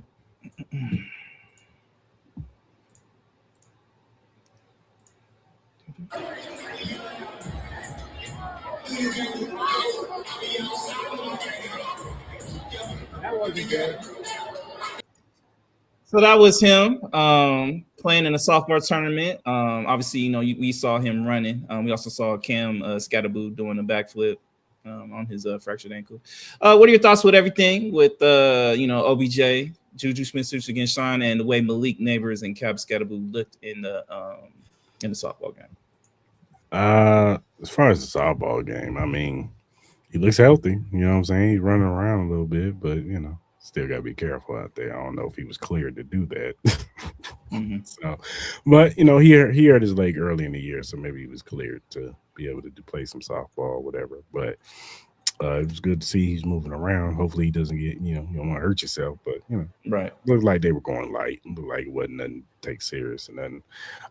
As far as OBJ and Juju, I mean, you signed some veteran presence. OBJ is more sentimental because that's where his career started. So there was already talks about possibly bringing him back. So I'm just happy the man got a job. You know what I'm saying? And it's something that he loves to do. I mean, we all know he loves to play football. So it's a good story. He gets to end his career with the team that drafted him. You know what I'm saying? I know he has an affinity and love for New York and the Giants. As far as Juju goes, just a dead piece. You know what I'm saying? Well, he's a fifth, sixth receiver right now in his career. A guy who can block, you know what I'm saying, and get you some tough catches across the middle. That's what Juju is right now. So yeah. Nah, yeah, I feel it. Yeah, video I saw from League Neighbors, he looked like he got a long way to go. Next up, Masters of the Universe recently came out. It had a budget of 170 plus million, but it's projected to bomb this coming weekend. Its pre-sales pace has been weak and never really improved. It's now on track for 27 million, 35 million domestic opening. What are your thoughts with this, man? I'm not sure if you're very familiar with the He-Man, the Masters of the Universe trailer or anything like that. I don't know if you're intrigued by it. I think it looked good. I'm gonna go see it. Oh, okay. So you one of the $27 million that did donate to this movie? No, I haven't got my ticket yet, but I okay. See it. See it. I think it's gonna do better than what they think. Nah. I feel it. We'll see what's up, man. I've always been a big fan of the cartoon and stuff like that. So we'll see what's up. All right, man. Next up, it seems like the U.S. government may make illegal to completely shut down live service games. The Stop Killing Games movement is finally starting to gain traction in the United States. The California Assembly recently passed the Protect Our Games Act by a bipartisan vote of 43-16. With the bill having passed in California's legislative branch, the state equivalent of Congress, it will move to the state Senate for a committee debate in June. The Stop Killing Game movement YouTube page offered the following description of what the legislation would mean. The bill would require, this is quote, the bill will require video game companies to give players advance notice before shutting down server-dependent games and provide a way to keep purchased games playable afterward, such as offline access, community servers, or another workable option. It should be noted that this would only apply to purchase games, meaning free-to-play titles seemingly wouldn't fall under that the legislation. If it were to pass, it would only apply to games released after January 2027. So what are your thoughts with this in this new bill that I think it's been going pretty well overseas in Europe, now making its way over to the US? Hopefully it goes through. You know what I'm saying? That'll help the gamers and their streams and stuff like that. So their streams don't get cut off because there's a lot of people that make money off this thing, man, and that could potentially save them from losing money. So definitely supporting that. Nah, for sure. I definitely support this as well. It's getting to a point of like we've gotten to this whole point of like we're paying for rentable pieces of work. And with games like this, where we purchase in-game content and stuff like that, it gets to a point where it's just like, all right, like sooner or later, man, we got to start getting some worth with our money. All right, next up, man, Bryson Tiller, man, he announced a new tour, the Neo Trap Soul Tour, from August 2026 to January 2027. He will have special guests Majid, Jordan, Ty Dolla $ign, and Austin Mills. What are your thoughts with this new Bryson Tiller tour, man? Is it something you'd be interested in? Do you think this could be a very good tour? It should be a solid tour. I like Bryson Tiller and Ty Dolla $ign. I don't know the other two gentlemen, but I'm just mad they ain't coming to Vegas, man. Yeah. I don't know why he's not coming to Vegas. Maybe he might add more stops to the tour. Maybe they're trying to see sales and stuff first before they add anything else. But I am a little shocked. I feel like Bryson Tiller always does well out here in Vegas and stuff like that. So I am a little shocked. We'll have to see if he adds anything additional to the tour, but it should be a good one. Should be a very promising tour season this year. All right, next up, man, Kane Parsons. He's the first 20-year-old to have a #1 movie. He is the director of Backrooms and is now the biggest opening ever for an original horror film, 118 million globally. I think it's currently at like 85 plus as far as like Rotten Tomatoes and stuff like that. What are your thoughts with this, man? Thoughts on Backrooms? Do you have any interest in watching this and him being the first 20-year-old to have the number one movie? Yeah, shout out to him, man. It's interesting. I don't know if I'm a way to go watch it, but it does look interesting. The real sci-fi look to it. I know they said it's based in like the 1980s or whatever. So yeah. So you got an interesting concept. I know it comes from a YouTube type thing that he did, and then he got a bigger budget to do, on the big screen. So, but shout out to him, man. You know what I'm saying? That this industry is not easy to crack in. You know what I'm saying? For him to get that, you know what I'm saying? That's love for sure. Nah, him being 20 years old is paving the way for a new line of directors in the next coming decades and stuff like that. And if he's at 20 years old making movies like this, I can only imagine the mind that he has in the next couple of years and some of the great creative movies that he can come up with, especially in the horror industry, which I'm a big fan of. I'm looking very, very forward to watching this movie. I'll probably go check it out this weekend. But shout out to Kane Parsons, man, killing it right now. Next up, man, we all remember everything that happened in Kid Cudi's tour with MIA. Seems like we got more news. MIA is suing Kid Cudi for $2.8 million after being removed from his Rebel Rages tour. Her legal team claims that Kid Cudi's termination of her performance agreement was a desperate attempt to sell tickets for his tour that was drastically underselling. Obviously, she made some a lot of MAGA comments and stuff like that, anti-immigration and stuff like that. What are your thoughts with this whole new news with MIA suing Kid Cudi for $2.8 million? I don't think she gets it. Yeah, I don't think she gets it. I think it's gonna get dismissed or dropped, and we'll move on. Yeah. I think it gets a point in time with her, but she just gotta be out of sight, out of mind at this point. But she's trying to get the bag. She's trying to lose some stuff that I'm pretty sure she is accounting that she probably would have made on this tour. So she could try if she wants to, but hopefully she does not win. Next up, man, seems like one of the GOATs is coming back. 23-time major title winner Serena Williams is officially making her comeback to professional tennis. Williams will play doubles next week at the HSBC Championships. The tournament has announced. Could we potentially see Serena Williams back on the circuit in solos? And would you want to see that? I got to see how she looks in the doubles, man. Yeah. She's still in shape. That she's still, she's older. I know she's been working out. Training again. I've been hearing that the last couple months. Like I said, gotta see how she looks in these doubles, and if she still has, a little something juicy. I wouldn't be mad at her, getting one more solo run. Last week all the best players got knocked off. No, for real, especially on the men's side. That shit is bad right now. So, it's always great. I know Serena Williams. She's like, I'm not even going to talk about the personal stuff with the body alterations and stuff like that, but she is a great, and it would be good to see her out there, and hopefully she does well, man. I would love to see her make maybe one more year run of her being trying to get another Grand Slam title or something like that. So it'll be dope. All right, next up, man, there are some rumors that the Packers and Cardinals are working on this trade involving star defensive end Josh Sweat. If they are able to pull this off, where do you think this puts the Packers at? With Josh Sweat? It definitely helps on their defensive line. You know what I'm saying? You get Josh Sweat whenever you get Michael Parsons back. That's a nice little defensive line right there, for sure. You're definitely gonna get after the quarterback. I tell you that much. Yeah. No, for real.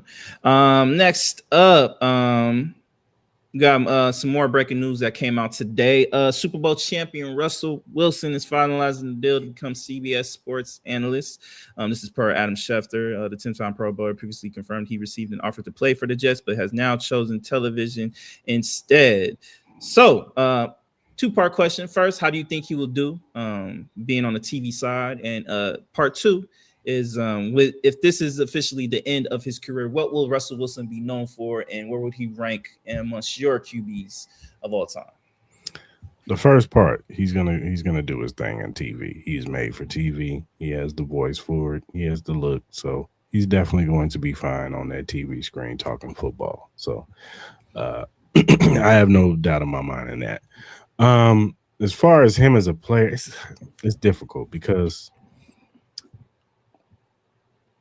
At one time we thought Russell Wilson was one of the best quarterbacks in the league, He was. He was and that time. there's always been an argument: was it Russ? Was it that defense? Was it Marshawn Lynch? You know what I'm saying? Like it was almost that. And then once those players left, and it was like let Russ cook, it didn't quite look the same. Was he making the playoffs here and there? Yes. And then he goes to Denver, and that first year with Denver was like hectic. It was bad. And then you bring in Sean Payton, and Sean Payton just came in like from the rip, like I don't like you. I don't like you. You ain't getting shit off on me, bruh. And it just was a tumultuous relationship from the jump to a point of they beat the Chiefs. They're looking like they're gonna be on top of the division, and they come in the locker room and say, "Hey, yeah, we're gonna bench you." Yeah. Yeah. Like what? We just beat the Chiefs. Like, yeah, okay, that's cool, but yeah, we're gonna bench you.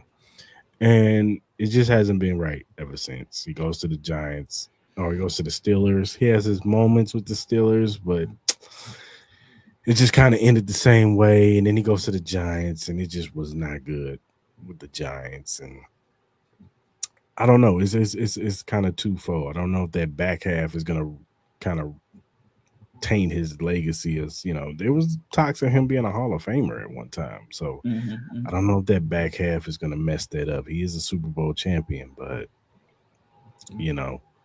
I think that back half might kind of sully his Hall of Fame talks. Yeah, man. I think it's gonna be kind of an interesting conversation with him. But shouts out to him. He got wifey, he got Sierra, he got millions in the bank, he got a new gig. I think I could see him doing pretty well. You know what I mean? I think he could be a personable guy. He might have his like little cornball moments in a sense, respectfully, but I think he might do all right. We'll give him a shot. All right, man. Last but not least, not sure if you're very familiar, but there have been some leaks of Diddy going around the web. It seems like a video has leaked, a sex tape of Daphne Joy, 50 Cent's ex, and Diddy doing one of his parties. Obviously, from what people have been saying, is a video going around of her, giving some fellatio to one of the workers while Diddy's watching, doing his thing in the corner and stuff like that. Daphne, she did break her silence. She did put out a statement saying, quote, "Everybody plays fools sometimes, and I have been the biggest fool. I just wanted my man at the time to be happy and satisfied. I wanted to fulfill all his desires, even if that meant breaking my own boundaries. I deeply loved him, and I believed he loved me too. It's still so painful for me to process the harsh reality and the truth of that relationship. But as time passes, in my quiet moments, I realized that it was far from love. The recent leak was a tape I never consented to being filmed on. I was blackmailed by the person in the video, and it was threatened that if I didn't give him the lump sum of money, that they would leak it on the web. I almost gave in to this demand, and once I didn't, this person eventually sold this tape to a giant media outlet. The media outlet called me one day and said they had the tape and asked if I had any comment before the release. It was the first time I ever fainted in my life. Once the media company understood the tape they purchased was revenge porn and an extortion scheme, they backed off from broadcasting it. I know they are probably reading this, and I want to say thank you for doing the right thing, even though years later it comes back to haunt me again. It took me all day to find the courage to rewatch my abuse. Having to watch this tape was triggering and painful because only I knew the inner turmoil and pressures I felt in those moments. I was not and was never in my right mind throughout the entirety of that relationship. Seeing myself so lost is excruciating. I just want to hold that girl in that room and get her out of there and tell her that wasn't love and she didn't need to do this for love. My heart is breaking as I type this. I wish so many things were different, but I can't take back the hands of time. I can only continue to move on forward and slowly learn to love and trust myself again. I want to love and protect myself so much that I will never come across such a harmful environment again. This is the first time that I have ever felt a part of my own body and that my body belongs to me. I am precious. I am special. I am worthy. This is the promise I hold true in my heart for the woman I am becoming and for the woman I once lost."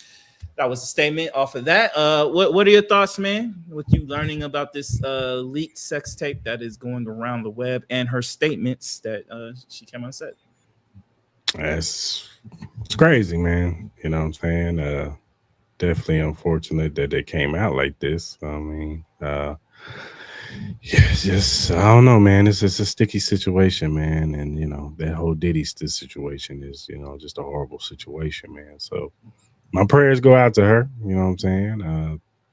Hopefully she heals from this situation and she can move on. You know what I'm saying? Because it's a messed up situation. You know what I'm saying?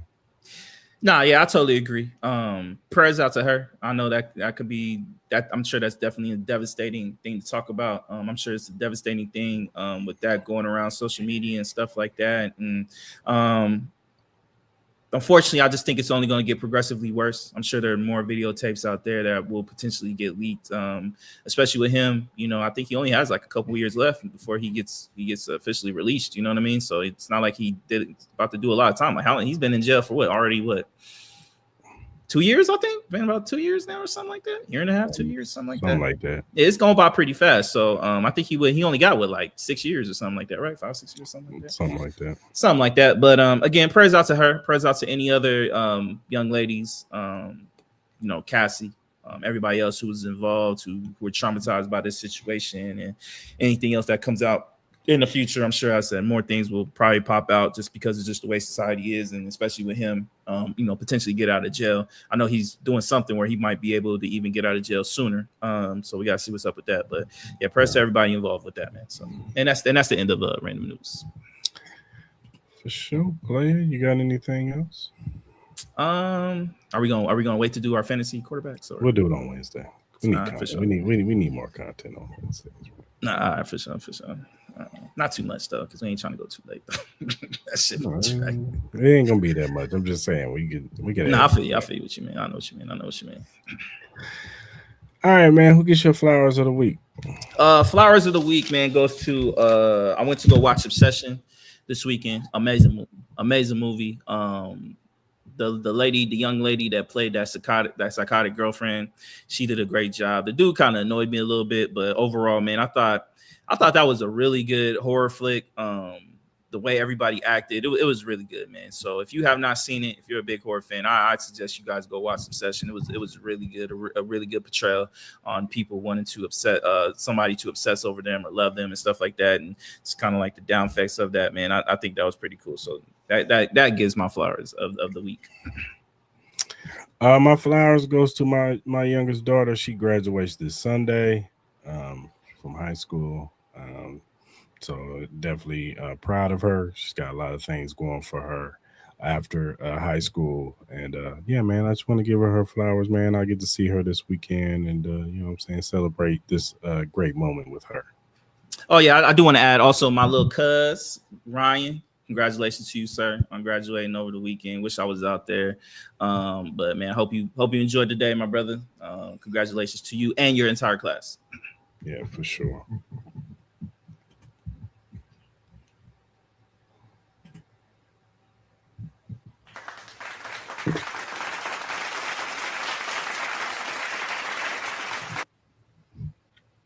All right, man. Who gets your hell no? Hell nah. Who gets my hell nah?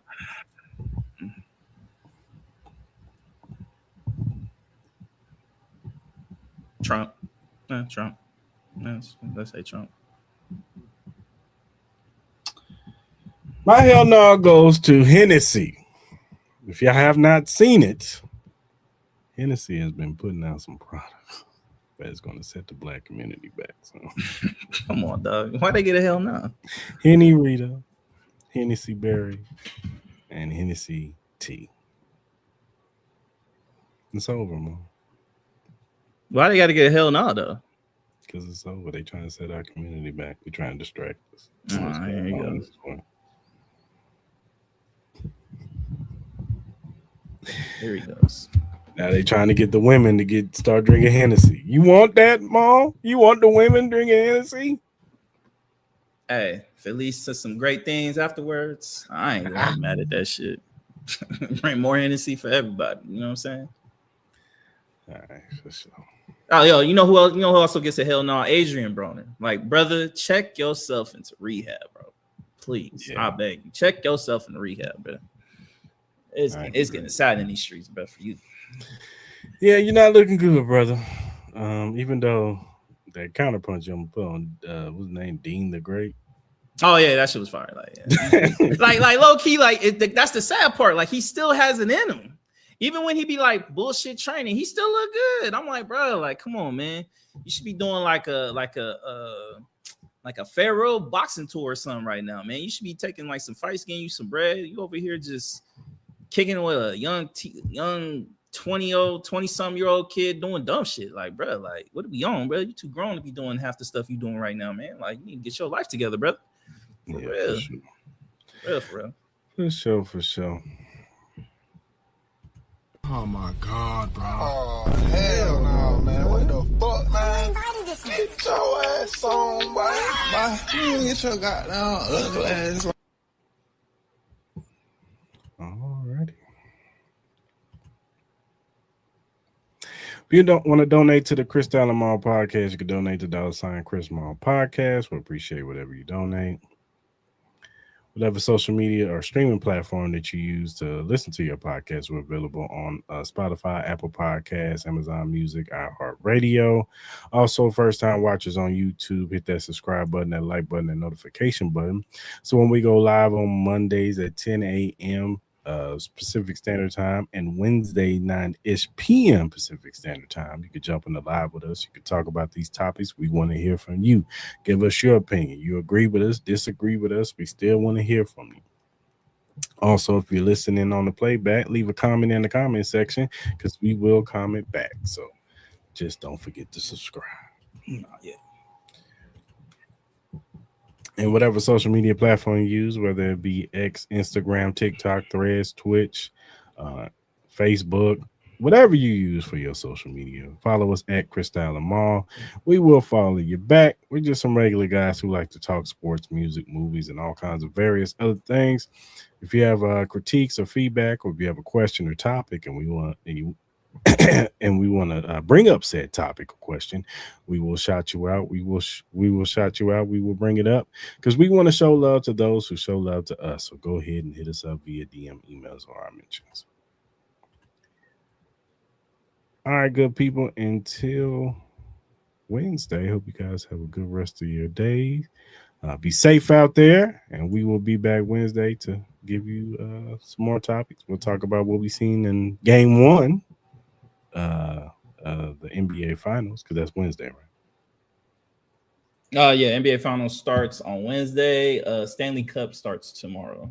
So we'll give our recaps on both games. I know in WNBA, the WNBA Commissioner Cup starts, so we'll get to that. We'll also talk about State of Play too, because they do their State of Play. PlayStation does their State of Play tomorrow, and we got Summer Game Fest on Thursday. And we will do our top 10 fantasy quarterbacks. We're going to start our fantasy leagues. Now the teams are pretty much set. We can do our fantasy top 10 and fantasy leagues. We'll be starting up soon. So yeah, about a couple months away, guys. Start doing your research, brothers. Start doing your research. Yeah, for sure. All y'all be kind of mid on them shits. I ain't gonna lie, bro. I ain't gonna call y'all out, but some of y'all be, I don't know what y'all be picking. Well, until Wednesday, we gone. All right, man. Stay blessed. Have a great Monday.